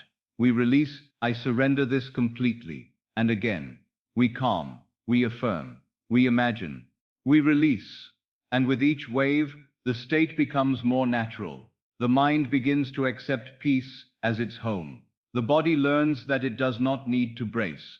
The heart learns that it does not need to rehearse pain. The whole being begins to trust the unseen. Now, if you are still listening clearly, I want you to understand something quietly. These waves are not mere words. They are the shaping of consciousness. They are the planting of the end. And whatever you plant in this borderland must grow. The subconscious is faithful. It does not mock you. It does not question. It receives the feeling, and it brings forth the corresponding world. So you are doing something real tonight. You are not passing time. You are not merely soothing yourself. You are entering the cause. You are planting the end. You are consenting to the solved state. And from that consent, the outer must reorganize. Now we calm again, and the calm is deeper. Do not worry, God will solve it. Now we affirm again, it is finished. Now we imagine again, we feel relief. Now we release again, I surrender this completely. And if you have fallen asleep, then let these words continue to wash over you, like gentle waves on a shore. The sea does not need you to stay awake. It moves anyway. And the deeper self hears what the waking mind ignores. So I will continue to speak in this rhythm, so that whether you sleep now or wake for a moment later, you will always find something familiar waiting for you, something that returns you to peace. It is done. It is finished. I have already received. The unseen has arranged it. I surrender this completely. Do not worry. God will solve it. If a memory returns tonight, rewrite it gently. You know the kind of memory I mean. It arrives like a knock in the dark, a scene you did not invite, a conversation that did not end well, a moment when you felt powerless, a word spoken to you that still carries a sting, a day that left a mark. And the mind, in the quiet before sleep, loves to take these scenes and replay them as though repetition were honesty. But repetition is not honesty. Repetition is planting. And you need not plant sorrow again tonight. So if a memory returns, if it rises while you are lying here and the body tightens and the mind begins to run its familiar path, do not fight it. Do not condemn yourself. Do not say, I shouldn't be thinking this, that only makes it stronger. Instead, do something simpler, softer, kinder. Rewrite it gently, not with effort, not with strain, not with anger, gently, as though you were turning the page of a book and deciding how the chapter ends. You are not trying to change the past with brute force. You are simply changing the feeling you carry from it. And that feeling is the only part of the past that is truly alive in you. Hear different words. You do not have to redesign the whole scene. You do not have to build a grand fantasy.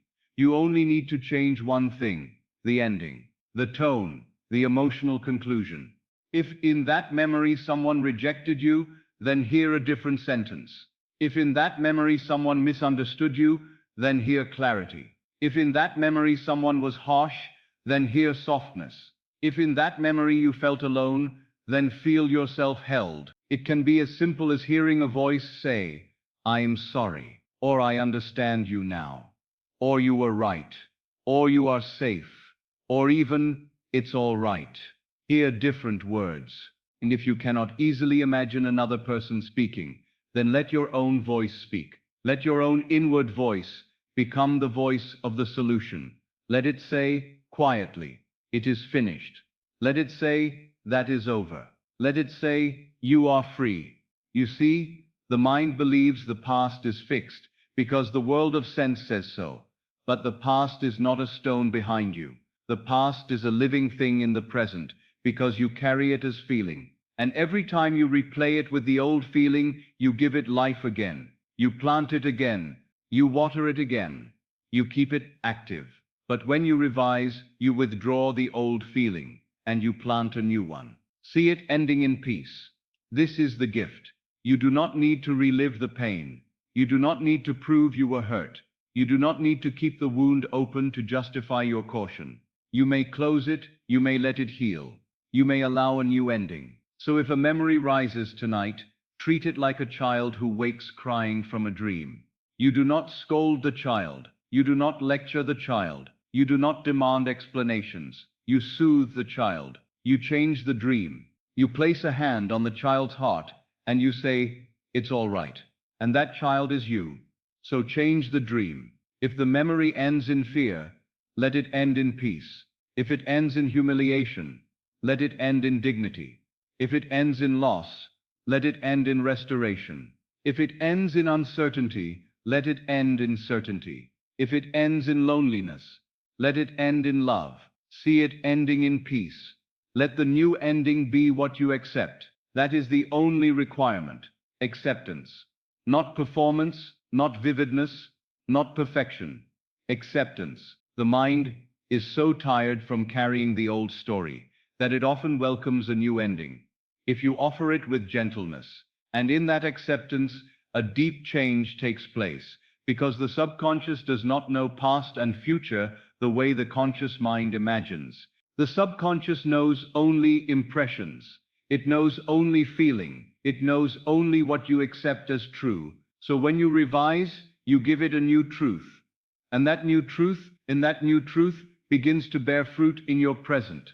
Now let me speak to you very tenderly about worry, because worry often grows from these old scenes. Worry is rarely about the present moment. Worry is the past, reaching forward. Worry is yesterday saying, "It happened before, it will happen again." Worry is memory disguised as prophecy, and revision is how you stop that prophecy. If a memory returns tonight, rewrite it gently. Perhaps you are worried because once, long ago, you trusted and it did not go as you hoped. Perhaps you are worried because you remember a time when you were disappointed. Perhaps you are worried because you remember a time you felt abandoned, or unheard, or unseen. And the mind, trying to protect you, says, "Let us keep worrying so we will not be hurt again." But you cannot protect yourself by rehearsing pain. You only keep the wound alive. So tonight you do something braver than worry. You do something kinder than fear. You revise. You forgive. You restore. Hear different words. Imagine that moment again, but only to change it, only to soften it, only to bring peace where there was tension. See the face in your memory soften. Hear the voice speak kindly. Feel the air change. Feel the scene relax. And then let it end in peace. See it ending in peace. Now you might say, "But Neville, it did not happen that way." My friend, I am not asking you to argue with history. I am asking you to change the state you carry. Because it is not history that is shaping your life. It is state. It is feeling. It is assumption. The world you live in now is the continuation of feelings you have entertained. Change the feeling, and you change the continuation. Let the new ending be what you accept. And when you accept it, you will notice something almost immediate, even if faint. The body loosens, the chest opens, the breath deepens, the mind becomes quieter. That is the sign you have planted peace instead of pain. That is the sign the revision has entered. Now do not strain to hold the revised picture for a long time. You are going to sleep. You do not need to carry it like a burden. You only need to touch it, feel it, and then let it go, like placing a letter into the post. Once it is posted, the matter is settled. It is done. It is finished. The unseen has arranged it. Now I will guide you softly through a revision as though we were doing it together. Not because you must do it now, but because you may find yourself doing it without realizing as the mind drifts. And if you do, you will know what to do. A memory rises. You see it. It stirs a feeling. Perhaps a tightness in the stomach. Perhaps a sting in the throat. Perhaps a heaviness in the chest. Do not run away. Do not panic. Simply pause, and then very gently change one thing. Hear a different sentence. Where there was no, hear yes. Where there was I can't, hear I will. Where there was you're not enough, hear you are precious. Where there was silence, hear I'm here. Where there was rejection, hear I choose you. Where there was confusion, hear it is clear now. Where there was accusation, hear I understand. Where there was blame, hear I forgive you. Where there was fear, hear you are safe. Hear different words, and as you hear them, let your body respond.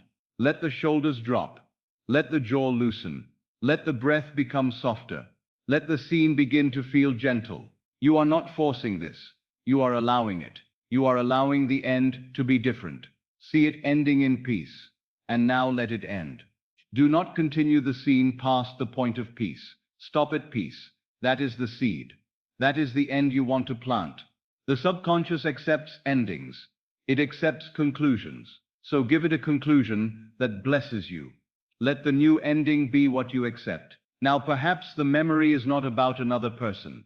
Perhaps it is about you. Perhaps you remember a moment when you failed, when you spoke poorly, when you did not do what you wished you had done. And the mind repeats it as punishment, as if repeating the failure will make you better. But punishment does not redeem.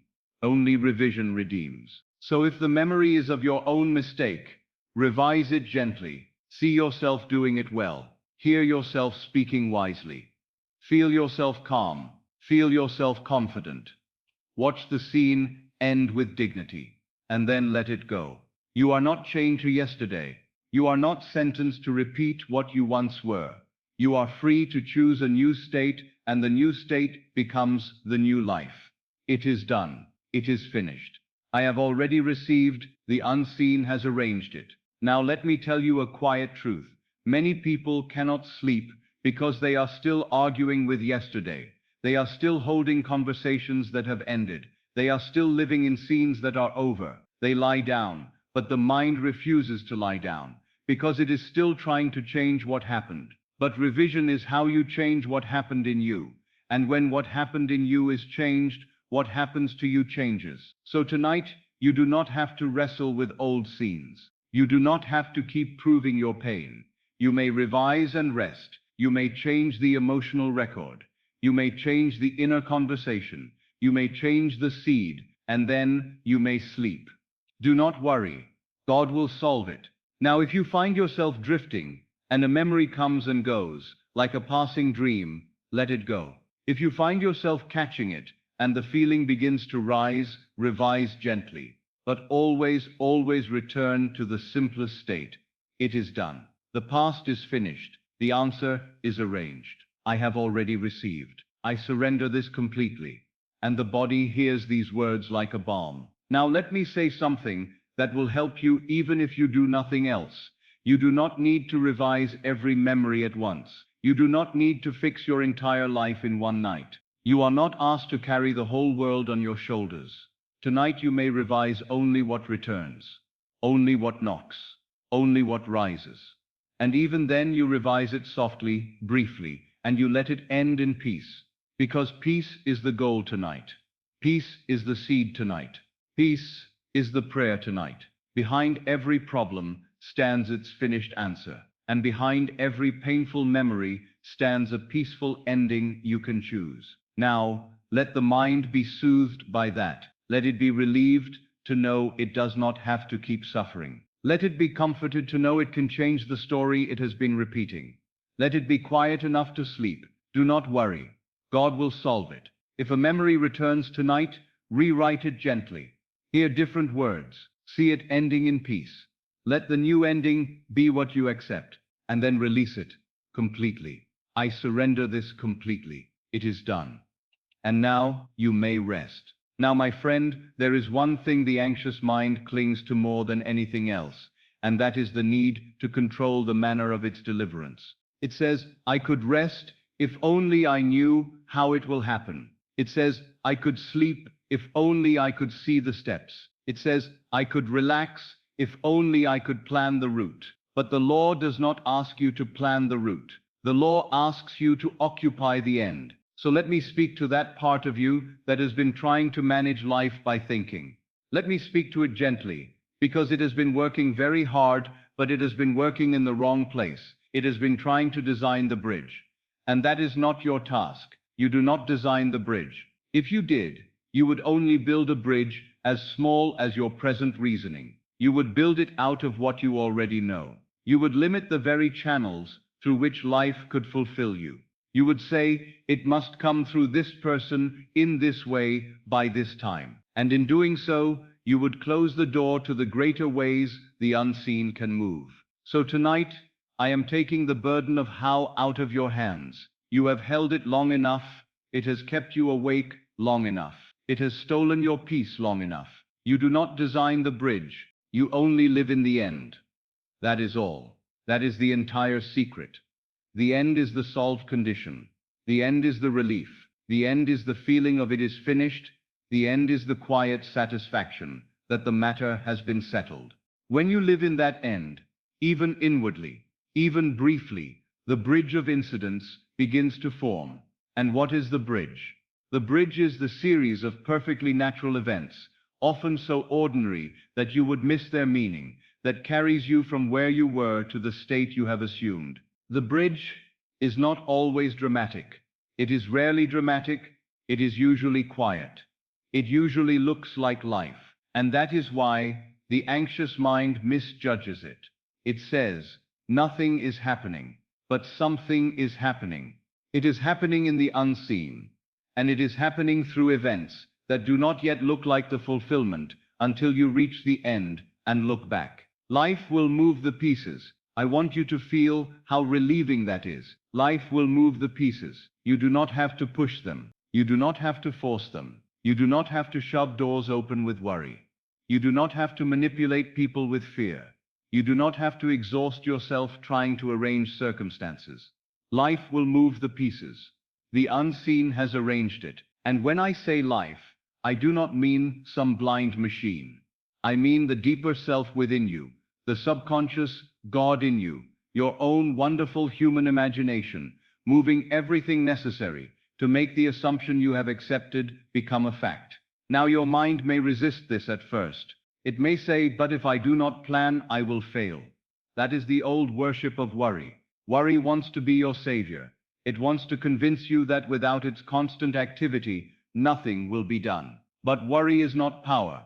Worry is noise. Power is state. Power is assumption. Power is the end accepted. So I repeat to you, and let it sink in as you grow drowsy. You do not design the bridge, you only live in the end. Life will move the pieces. Now, because you are listening to sleep, let me say it in a way your sleeping mind can carry, like a prayer. You do not design the bridge. You only live in the end. Life will move the pieces. And because you do not have to design the bridge, you can stop scanning the future. You can stop running through every possibility. You can stop rehearsing conversations. You can stop preparing for disasters that may never come. You can stop searching for the next step, because the next step will come to you as naturally as the next breath. When you accept the end, the next step appears, and you will not have to strain to recognize it. It will feel normal. It will feel like something you just happen to do. You will make a phone call without knowing why. You will walk into a shop at the right time. You will meet someone at the precise moment. You will have an impulse to write a letter. You will hear a suggestion. You will be moved by a gentle feeling to go here instead of there. And in doing so, you are walking across the bridge. Most people think the bridge must appear as a grand sign. They want the heavens to open. They want a trumpet. They want sudden fireworks. But fulfillment rarely comes with fireworks. It comes with a naturalness that is almost embarrassing in its simplicity. It happens naturally. That is how the bridge works. So the question is not, how do I make it happen?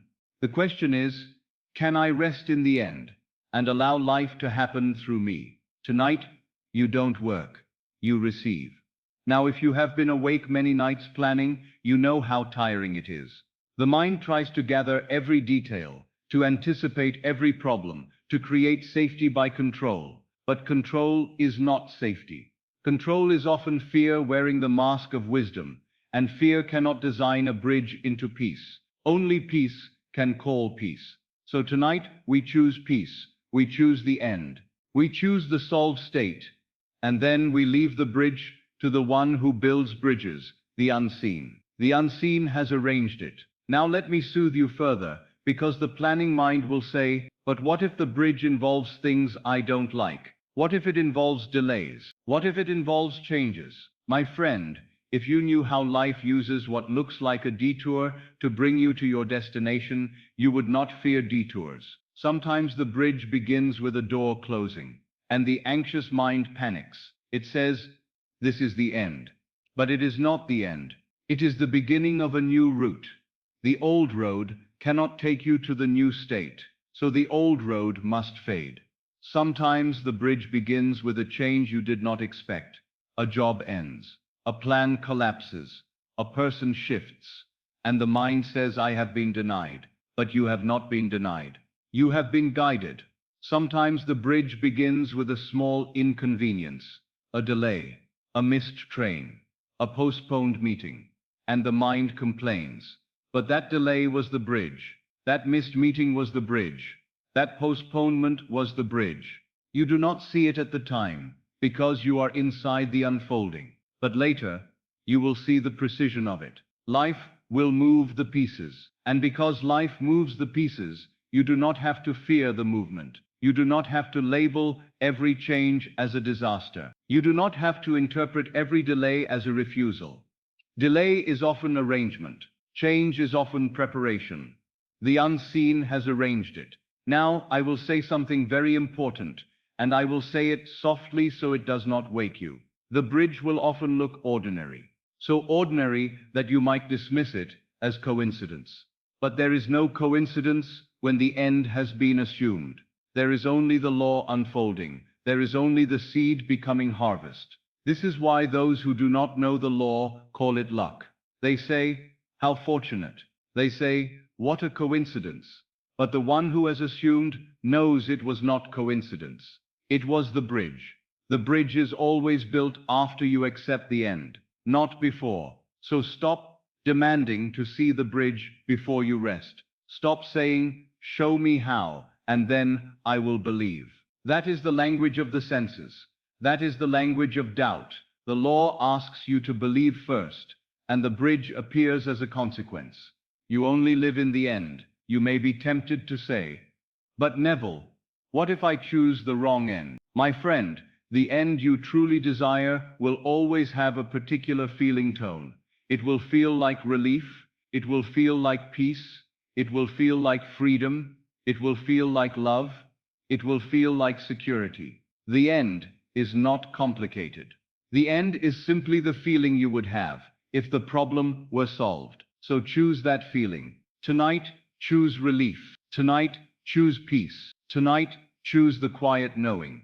It is done. And if you choose that, you cannot choose wrongly. For peace is never wrong. Relief is never wrong.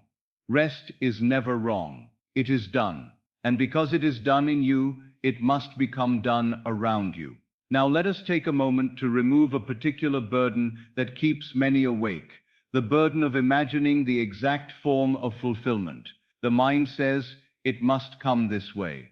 It becomes attached to one channel, one person, one method, one outcome. And it forgets the truth. The end is what matters, not the form. The end is the solved condition.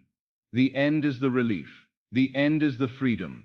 If you insist on a single form, you may miss the fulfillment arriving in another form. You may stand at one door and refuse to open the others.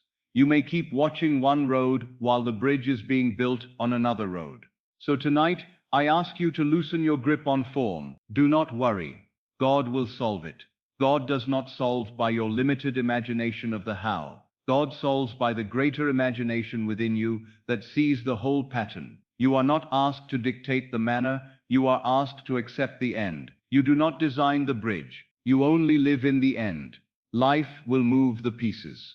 Now to help your mind relax even more, let me paint you a gentle picture of how this works.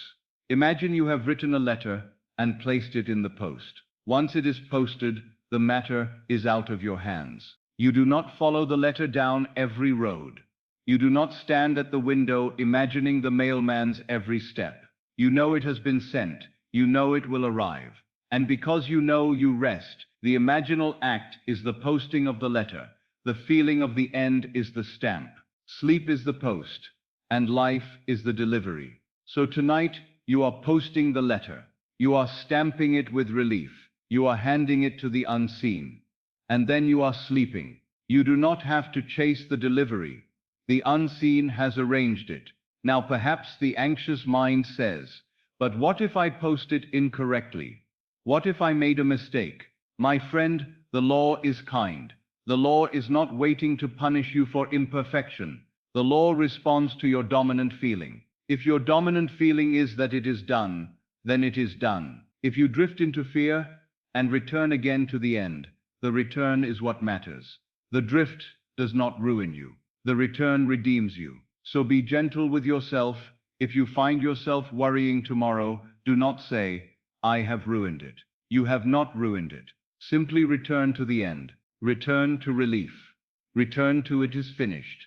And each return strengthens the state until it becomes natural. That is how you live in the end. Not as a single moment, but as a dwelling.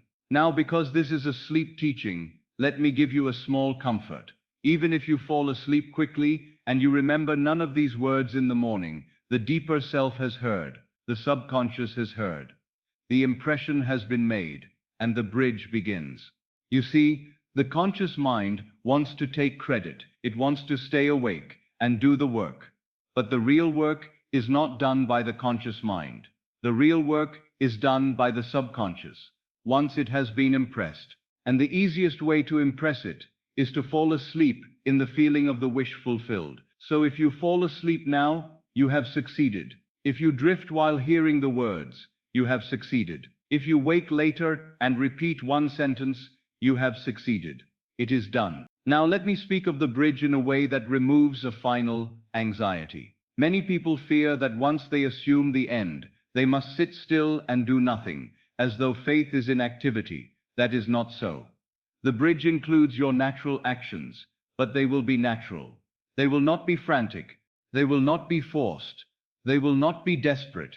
They will arise as impulses that feel right. You will feel moved to do something, and you will do it. You will feel moved to call someone, and you will call. You will feel moved to go somewhere, and you will go. And you will not know you are walking the bridge at the time. You will simply be living. You will simply be following the current of life. And later, you will see how each step was a link. That is why you do not need to plan. Planning is often an attempt to walk the bridge before it exists. But the bridge exists when the end is assumed. So assume the end, and then live. Live quietly. Live normally. Live with the inner feeling, it is done, and let the bridge carry you. Life will move the pieces. Now, as you lie here, I want you to surrender one more thing, the urge to measure progress by appearances. The anxious mind says, if I see no change tomorrow, it did not work. But the outer world is the echo of yesterday's state. It is always behind. It is always late. It is always catching up. So do not use the echo to judge the voice. Use the voice to change the echo. And your voice is the I am. Your voice is the assumption. Your voice is the feeling you accept. So accept the end tonight, and do not judge tomorrow by old echoes. If tomorrow looks unchanged, smile inwardly and say, this is only the old harvest. The new seed is planted. It is finished. The unseen has arranged it. Now let the idea of the bridge soothe you like a blanket. The mind that understands the bridge stops trying to force outcomes. It stops trying to control every detail. It stops planning in fear. It stops rehearsing disasters. It rests in the end and allows the unfolding.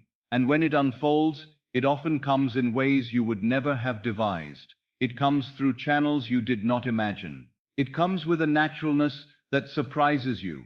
It happens naturally, and that naturalness is the sign that the bridge has done its work. Now perhaps you are thinking of your own matter as you listen. Perhaps you feel the old urge to plan. Perhaps the mind begins to say, maybe I should do this tomorrow. Maybe I should call that person. Maybe I should prepare for the worst. And I do not tell you never to act. I tell you, do not act from worry. Do not act from panic. Do not act from the state of not having. Act, if you act, from peace. So tonight you sleep in peace, you fall asleep in the end. And tomorrow, if an action comes naturally, you will take it naturally, not with trembling, not with desperation, but as one who already knows the matter is arranged. You do not design the bridge. You only live in the end. Life will move the pieces. Now let us return, softly, to the phrases that hold the state. Let them rise again like gentle waves. It is done, it is finished. I have already received, the unseen has arranged it. I surrender this completely. Do not worry, God will solve it. And as you repeat them inwardly, notice how the mind stops grasping for how. It begins to accept that how is not its labor. The mind becomes calmer because it no longer has to be the architect. It can be the dweller. It can be the one who rests. Now in this calmer state, you may find that a simple imaginal scene comes again, effortlessly. Perhaps you hear that voice, it worked out. Perhaps you see a hand writing paid. Perhaps you feel the relief as though the burden lifted. You do not need to hold it. You can let it come and go like a dream, because dreams are exactly the language of this borderland. And in that dream language, the subconscious is impressed. So let it be. You do not design the bridge. You only live in the end. Life will move the pieces. Now one last comfort, before I allow you to drift deeper. The bridge is always the shortest route. It may not appear so to the reasoning mind, but it is. It is the straightest line drawn by a wisdom greater than your conscious planning. And because it is the shortest route, it is often surprising. It may bypass the roads you thought were necessary. It may ignore the obstacles you feared. It may arrive from a direction you never watched. That is why you must not cling to your own idea of the route. Clinging is worry. Surrender is faith. So tonight, surrender the route. Surrender the how. Surrender the need to control. I surrender this completely. And in that surrender, you become available to the bridge. You become available to the unseen. You become available to the solution. Behind every problem stands its finished answer. The unseen is already arranged. Tonight you don't work, you receive. It is done. Now rest, my friend. Let the words soften. Let the mind drift. Let the body sink. Let sleep come like a gentle tide. And if the mind tries to plan again, you already know what to do. You do not fight. You return. It is finished. Do not worry. God will solve it. There are nights when the mind feels like a room with a lamp left on. You can lie down, you can close your eyes, and still the light is burning. Not in the room, but in the thoughts. The mind keeps walking from corner to corner, checking the same doors, touching the same fears, asking the same questions, as though the question itself were a form of safety. But tonight, I want you to feel something different. Tonight, I want you to feel what it is like to let the lamp go out gently, without struggle, and to let the room become quiet. It is done. Do not worry, God will solve it. I have watched this happen in the simplest ways, in ways that would not impress the proud mind, but would calm the weary heart. For the solution does not always come with a trumpet. It comes with a softness. It comes with a naturalness. It comes as though it were always on its way, and you simply stepped out of its path and let it reach you. There was a woman who came to me once, and her eyes were tired in that particular way that tells you she has not truly slept for many nights. She did not come with anger. She came with that quiet desperation people carry when they have tried to be brave for too long. She said little at first, because when the burden is heavy, words feel expensive, but I could sense it. She was worried about money, yes, but more than money, she was worried about what money represented. Safety, stability, the fear of being trapped, the fear of looking ahead and seeing nothing certain. She had been lying awake with figures in her mind, arranging them, subtracting them, adding them, as though the arithmetic itself would create the supply. And every night she ended the day in the same state, tight in the chest, tight in the belly, tight behind the eyes. That tightness was her prayer. It was what she carried into sleep. And so it was what she carried into morning. I did not give her a long instruction. I did not offer her a complicated method. I simply said, "Tonight, do not take the problem with you to bed. Tonight, take the feeling that it is solved." She looked at me as though I were asking her to do something impossible. For to her, worry had become the proof that she cared. To her, worry felt like the only honest response. But honesty is not the same as faith. So I asked her to do one gentle thing. I asked her to lie down and to let her body become heavy. I asked her to enter that borderland between waking and sleep. And there, without forcing a picture, to hear a simple sentence, spoken in her mind as though it had already happened. The sentence was small. It worked out. That was all. And I told her, do not try to imagine the whole story. Do not try to see the bank, or the numbers, or the path. Only hear the sentence. Only feel the relief. Let the relief be the seed. Then fall asleep. She did it. Not perfectly. Not with fireworks. But she did it. She told me later that at first her mind tried to interrupt with fear. But each time the fear rose, she returned to the sentence. It worked out. And slowly, almost surprisingly, her body softened. Her breathing deepened. She fell asleep with that sentence, still hovering in her mind like a gentle lullaby. The next day, she received a call. A very ordinary call. The kind of call that could be dismissed as coincidence. A person she had not expected to hear from spoke of work, of an opportunity, of a payment that had been delayed but was now ready. It was not a miracle from the sky. It was not dramatic. It was simply the bridge of incidents unfolding in its natural way. And she told me something I will never forget. She said, "Neville, the strangest part is that when the call came, it felt familiar. It felt like it was already mine. And it happened naturally. It is done. Do not worry. God will solve it." There was a man, older than she, who lived with the habit of carrying everything alone. He had been taught, like many men, that strength meant silence. He did not complain, not outwardly, but in the night he complained inwardly. He would lie down and see the same scene over and over. A letter that had frightened him, a notice that demanded something he did not know how to provide, the possibility of a loss. He would rehearse it until his heart raced, and then he would fall into a shallow sleep and wake up as though he had been fighting all night. When he came to me, he said, "I can't stop thinking." And I said, "You are thinking, you are imagining, you are praying. Only you are praying for the very thing you fear." He did not like that at first, not because it was harsh, but because it was true. For it meant he was not helpless. It meant he had been using the creative power wrongly, and that frightened him, because it also meant he must take responsibility for the direction of his mind. So I gave him something gentle. I told him, "Tonight, if the memory of that letter returns, do not push it away. Revise it." He looked at me, puzzled. I said, "See the same paper, but change the words." I asked him to imagine the letter with a different sentence. A sentence that implied the end he wanted. Something simple like, "Resolved." Something calm like, "No further action required." Something final like, "Your account is settled." I asked him to see that word, and then feel the relief that would come if it were true. And I told him to let that relief be the last feeling before sleep. He did it, though he said it felt strange.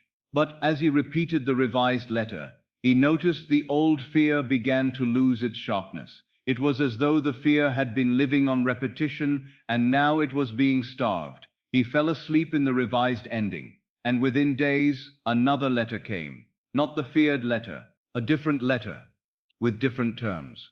A change in the situation, a resolution that arrived through channels he had not planned. And the remarkable thing was that when he opened it, his hands did not tremble. He told me it felt like I had already read it, and it happened naturally. It is finished. The unseen has arranged it. There was a mother, and I speak of her softly, because a mother's worry can feel like love itself. It can feel holy, because it is tied to something precious. She did not worry for herself so much. She worried for her child. She worried about what might happen, about what might not happen, about what she could not control. And that is the cruel nature of worry. It pretends to be love, but it behaves like fear. It does not soothe, it tightens. It does not bless, it burdens. It does not protect, it drains. She told me that when she lay down at night, her mind would travel into the future and return with terrible images. And then she would try to pray, but her prayer was full of trembling. It was not prayer from fulfillment. It was prayer from panic. I said to her, "Tonight, do not pray as though you are begging. Pray as though you have received." And she said, "How can I do that when I do not know what will happen?" And I answered, "You do not need to know the bridge. You need to know the end." So I asked her to imagine one small scene that implied peace. Not a scene full of details. Not a scene trying to predict the future. Just a scene that would be true if she were already calm. I asked her to imagine her child sleeping peacefully, and herself sitting nearby with a quiet smile, not because she was forcing calm, but because she knew all was well. And I asked her to feel the mother's peace, as though it were already her portion. That was the whole imaginal act. Her child sleeping, her own heart resting, the feeling of, it is handled. At first she said her mind would resist, because the worry felt like vigilance. But I told her, vigilance does not create safety. The state creates safety. And I asked her to return to the simple scene again and again, until the peace became natural enough to carry her into sleep. She did it, and something changed first in her, not in the world. She said she woke the next morning and felt lighter, as though she had been held through the night, and the outer world, which had seemed stubborn, began to shift. A small improvement appeared, then another, not dramatic, not sudden, but steady, like dawn. And she told me she began to see that her worry had been a habit, not a necessity. Her peace did not abandon her child. Her peace became the very atmosphere in which a better outcome could appear, and it happened naturally. Do not worry, God will solve it. I have already received. There was another, a woman who carried loneliness like a coat she could not remove. It was not that she was never among people. She could be in a room full of voices and still feel alone, because loneliness is not the absence of bodies. It is the state of being unseen. It is the assumption that you are not chosen. It is the inner sentence, repeated quietly, "I am forgotten." She did not say those words aloud, but she lived in them. She would lie down at night and replay the day, and her mind would choose every moment that confirmed the story. A glance that felt cold, a silence that felt like rejection, a delay in a reply.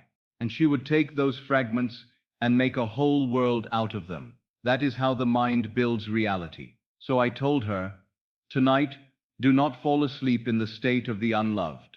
Fall asleep in the state of the cherished." And she said, "How can I feel cherished?" And I said, "In the same way you have been feeling rejected by imagination." I asked her to imagine one small scene, not a grand romance, not a complicated story, simply a moment that implies love is present. Perhaps a letter, perhaps a hand held, perhaps a voice saying her name in tenderness. We chose a scene as simple as this. She is lying in bed, and she hears a voice, gentle, intimate, saying, "I'm so glad you're in my life." And she feels the warmth of those words. She feels the tenderness as though it were true. I asked her to repeat that scene in the drowsy borderland until it took on the tone of reality. and then I asked her to sleep. She did, not with strain, with softness. And within a short time, there was a change, a meeting that seemed accidental, a conversation that felt easy, an invitation that came without her chasing it, a door that opened, and she said, "Neville, it felt like the world was responding to something in me, not something I did. That is the law, that is the bridge, and it happened naturally. It is done. The unseen has arranged it." There was a man whose worry took the form of his body. He did not say, "I worry," but his body said it for him. The ache, the fatigue, the fear that something was wrong. He would lie down and scan his body, and the scanning itself became a form of prayer. Prayer for illness, prayer for trouble, prayer for more fear. He would wake in the night and listen for symptoms, as though vigilance were protection. So I spoke to him gently, because fear of the body is a tender fear. I said, "Tonight, do not check. Tonight, do not search. Tonight, do not keep asking the body to tell you it is safe. Tell it." And he said, "How?" And I answered, "By the end." I asked him to imagine one small scene, not about doctors and examinations, but about peace. A scene where he wakes in the morning and the first feeling is ease, not excitement, ease. A simple breath that goes all the way down. A body that feels like home. A mind that is quiet. And I asked him to feel gratitude, not as a practice, but as a natural response to the feeling of being well. He did it. And something shifted. His nights grew calmer. His body stopped being a battlefield. His mind stopped checking. And as the state of peace became natural, the outward experience began to conform. The body, which had been reflecting fear, began to reflect the new assumption, and it happened naturally. Do not worry. God will solve it. I surrender this completely. There was a couple who had lived for years in quiet tension. Not constant shouting, but that colder thing, distance. The kind of distance where words are polite, but hearts are guarded. And both were tired. Both wanted peace, but neither knew how to reach it, because they were still living in the old state, and the old state kept producing the same conversations. One of them came to me and said, "I want harmony, but I cannot change the other." And I said, "You do not change the other. You change your assumption of the other." This is what the world does not understand. The world tries to change people with arguments, with demands, with blame. But the Lord changes people through state. So I asked her to do one gentle thing. At night, before sleep, revise the day. Not with bitterness, with tenderness. Take one moment that felt cold and rewrite it. Hear a different tone. See a softer expression. Feel the warmth that would be present if harmony were already true. And then fall asleep in that warmth. She did it. And at first she said, "It feels like pretending."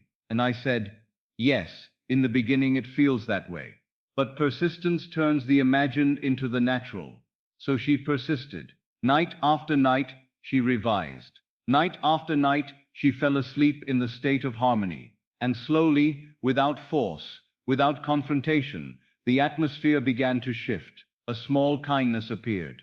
A gentle conversation, a laugh, a moment of closeness, and then another. And she said, "Neville, it is as though the other has changed without effort." No. And the other reflected it.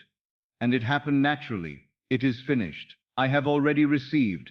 There was a woman who feared a decision, not because she was weak, but because she had been disappointed before. The decision felt like a crossroads, and she was afraid of choosing wrongly. So she stayed awake, planning, weighing, rehearsing outcomes, and every rehearsal ended in fear. And fear is a poor counselor. She said, "I cannot stop thinking." And I said, "Then stop trying to solve it with thought. Solve it with state." I asked her to enter sleep, not with a choice, but with the feeling that the choice was already resolved in her favor. I asked her to imagine herself after the decision, sitting calmly, feeling relief, feeling gratitude, feeling as though life had guided her perfectly. I asked her to hear herself saying, "I'm so glad I chose this," not because she could see why yet, but because the end state carried the wisdom. She fell asleep in that feeling. And the next day, she said something emerged in her, an impulse, a clarity, a calm certainty. The frantic weighing disappeared. The decision became simple, and in time, the outcome confirmed it, not through drama, but through a steady unfolding, and it happened naturally. Do not worry, God will solve it. Now you see the pattern, and the pattern itself is a lullaby. It soothes because it removes the demand that you must strain. It soothes because it shows you that solutions do not require your suffering. They require your acceptance. They require your state. And this is why I speak to you in these small stories, whispered and simple. Because the sleeping mind learns by rhythm, and the rhythm is always the same. A burden, a choice to rest, a simple end imagined. Sleep, a bridge, a natural fulfillment. And it happened naturally. It is done. Now let me whisper another. There was a man who felt stuck, as though life had stopped moving. His worry was not only about a single problem, but about the feeling that nothing changed. He would lie down at night and feel the same heaviness, and he would tell himself, "This is just how it is." That sentence was his prayer. That sentence was his seed, and so the world echoed it. I asked him, "Would you be willing to sleep as though movement has begun?" And he said, "How can I do that?" And I said, "By imagining the simplest proof of movement." We chose a small scene. He is walking outside on a bright day, and he feels a lightness, a sense of forward motion. He hears himself say, "Things are changing." He feels it as true, and he sleeps in that feeling. At first, he said it was faint. But faint is enough if it is repeated. And over time, his state began to change. He began to see opportunities where he had seen walls. He began to speak differently. He began to carry himself differently. And then the world responded. A chance meeting, a new opening, a small step that became a larger step. The bridge formed, and it happened naturally. The unseen has arranged it. There was a woman who worried about a bill she could not pay. She was not extravagant. She was simply pressed. And at night, the bill would sit in her mind like a stone. She would add and subtract and rehearse conversations. And the anxiety would grow until sleep felt like a battle. So I said to her, "Tonight, take the bill into imagination and pay it. Not someday, not later. Now, pay it in the unseen. Feel the relief, feel the finality, feel the quiet joy of seeing it marked as settled. And then sleep." She did it, and she told me that at first her mind protested. It said, "This is foolish." But she persisted, not with struggle, but with repetition. She paid it again in imagination, and again until the relief became natural. Then she slept. Within a short time, money came through an unexpected channel. A refund, a payment that had been overlooked, a small opportunity. Not dramatic, but sufficient.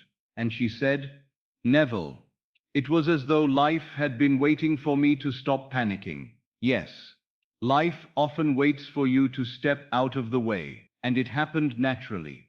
It is finished. There was a mother again, but this time her worry was about a relationship.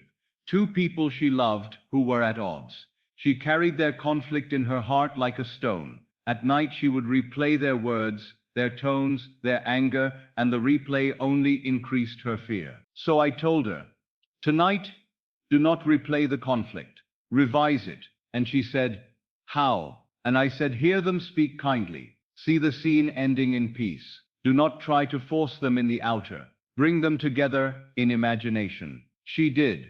She saw them smiling. She heard one say, "Let's let it go." She heard the other answer, "Yes." And she felt the relief of harmony. She fell asleep in that relief. And what happened? Not instantly, not with a thunderclap, but with a quiet shift, a small invitation, a calmer conversation. A door opened that had been closed, and the conflict softened until it dissolved. And she said, "It feels like it healed itself." It did, through state. And it happened naturally. Do not worry, God will solve it. Now, my friend, I am speaking these stories softly, because I want your mind to stop demanding proof in the loud way it has been demanding. Proof comes, but it comes like dawn. It comes in ordinary clothes. It comes through natural events. It comes through the bridge of incidents. So I will keep whispering, and you may sleep whenever sleep takes you. And if you are awake, let the words soothe you. And if you are half asleep, let the words pass into you without resistance. It is done. I have already received, the unseen has arranged it. Now let me tell you of a man who long feared that he had missed his chance. That fear is common and quiet. People do not speak it loudly, but at night it speaks in them. It says, it is too late. It says, you are behind. It says, you have lost the best years. And that sentence becomes a prison. He came to me with that heaviness. He did not ask for riches or fame. He asked for hope. He asked for a sense that life was still open. So I said, tonight sleep in the feeling of open doors. And he said, how do I feel that? And I said, imagine a simple thing. Imagine yourself saying, it came at the perfect time. That one sentence, felt as true, changes everything. It implies that life is not late. It implies that timing is not cruel. It implies that the unseen has been arranging. So he did it. Night after night, he fell asleep with the feeling, it came at the perfect time. And life responded. Opportunities arose, not all at once, but steadily. And when they came, they did feel like the perfect time, because his state had become one of readiness rather than regret. And it happened naturally. It is finished. There was a woman who feared a conversation. She dreaded it. She rehearsed it. She imagined all the ways it could go wrong. She lay awake with the tension of imagined conflict, and the body reacted to the imagined conflict as though it were already happening. So I told her, stop rehearsing the undesired. Rehearse the end you want.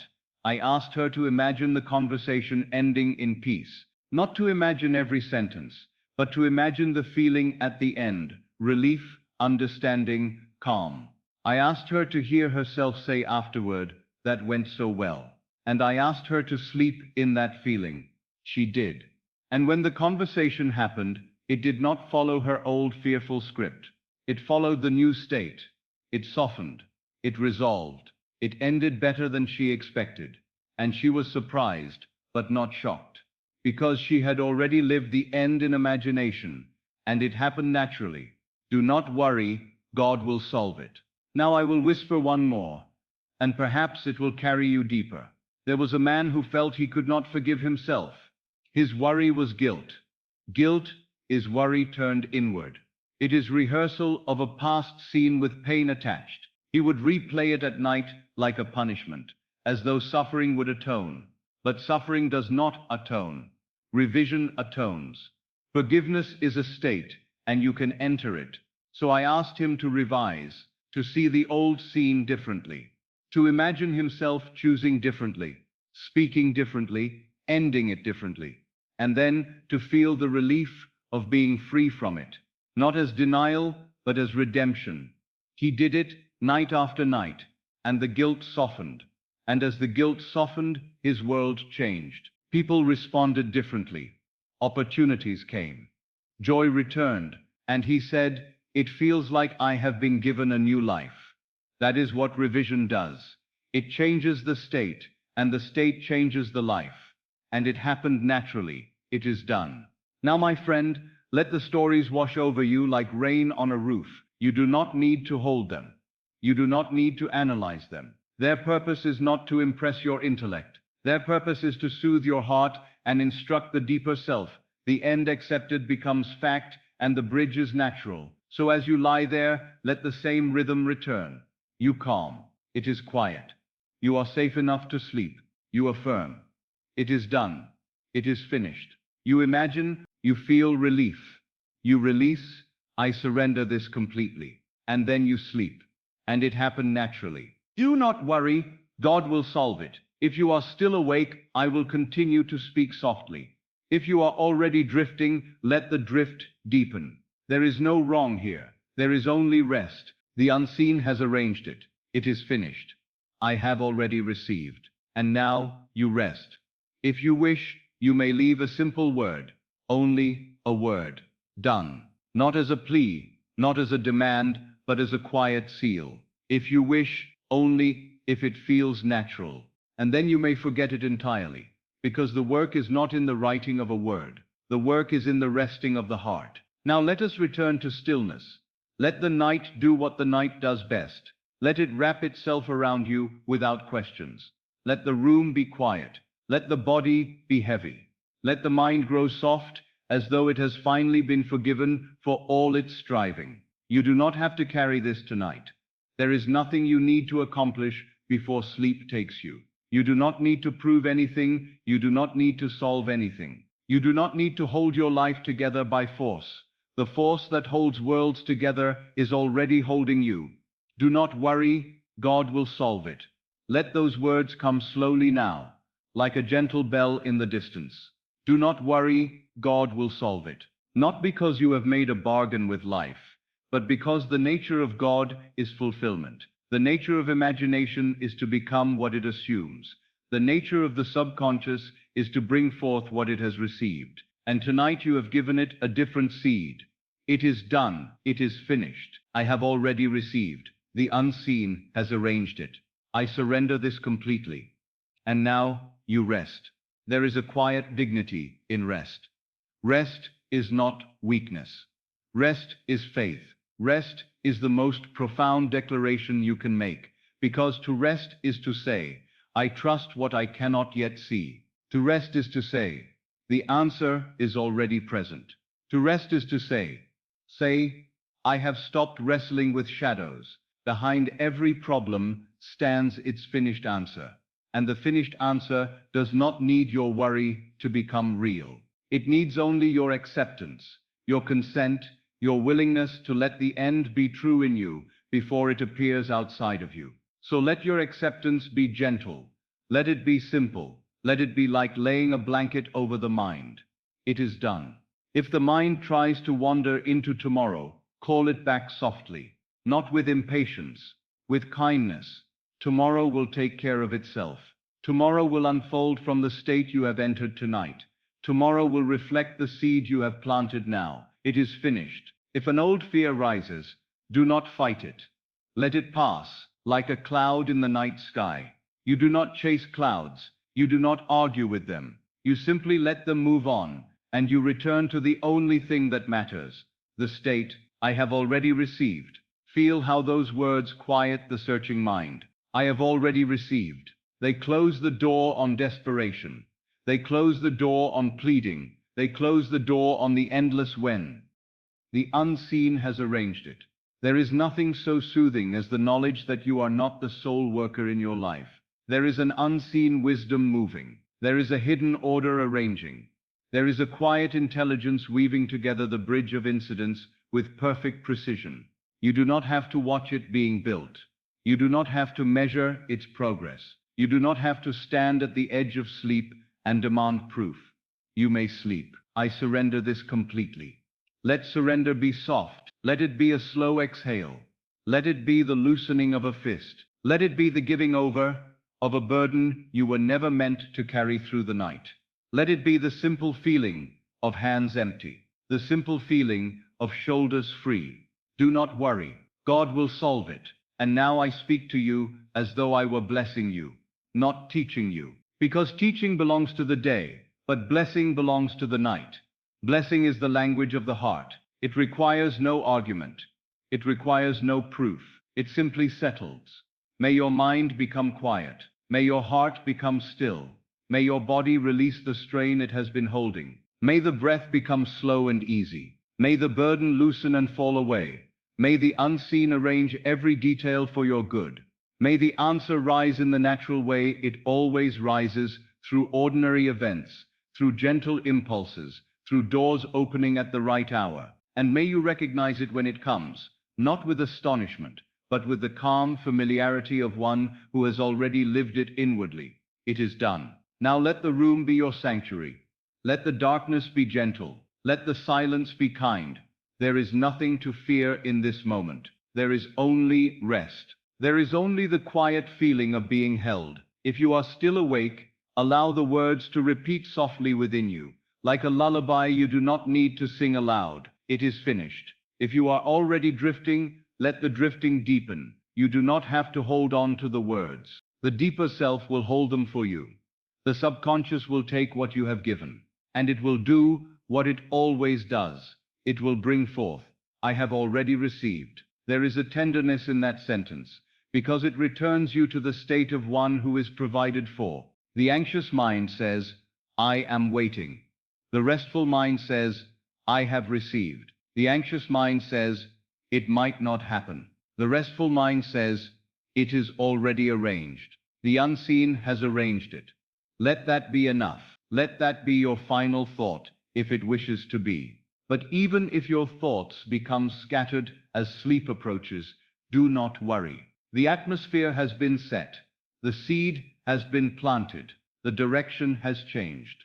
I surrender this completely. Now, if you wake in the night for a moment, and the mind tries to return to its old rehearsals, do not be disturbed. Do not sit up and start the play again. Just return to one simple phrase, like returning to your pillow. It is done. And let that phrase carry you back down into sleep, like a stone settling to the bottom of a calm lake. Down, down, down, into stillness. Do not worry. God will solve it. Now I want you to feel, even faintly, that you have been heard, not by an outer ear, but by the deepest level of your own being. You have spoken to the subconscious with feeling. You have impressed it with the end, and the subconscious is faithful. It does not mock you. It does not doubt you. It receives and it brings forth. So you may stop working now. Tonight you don't work, you receive. Receive rest. Receive peace. Receive the simple relief of letting go. Receive the feeling that it is done, and let that feeling be your covering as you drift. It is finished. Let the words slow now, like the last notes of music at the end of a hymn. Let them become fewer. Let them become quieter. Let them become almost only feeling. I have already received a soft breath, a quiet chest, a relaxed belly, a calm forehead, a still mind. The unseen has arranged it. Now you do not need to remember anything. You do not need to hold any instruction. You do not need to keep listening with effort. You may simply sleep. And as you sleep, the unseen continues. The bridge continues. The answer continues. The arrangement continues. Quietly, perfectly, naturally. I surrender this completely. It is done. Do not worry. God will solve it. And now, my friend, rest deeper. Rest fully. Let the night take you gently. Let the body sink. Let the mind fade. Let the heart be still. It is done. It is finished. And you sleep.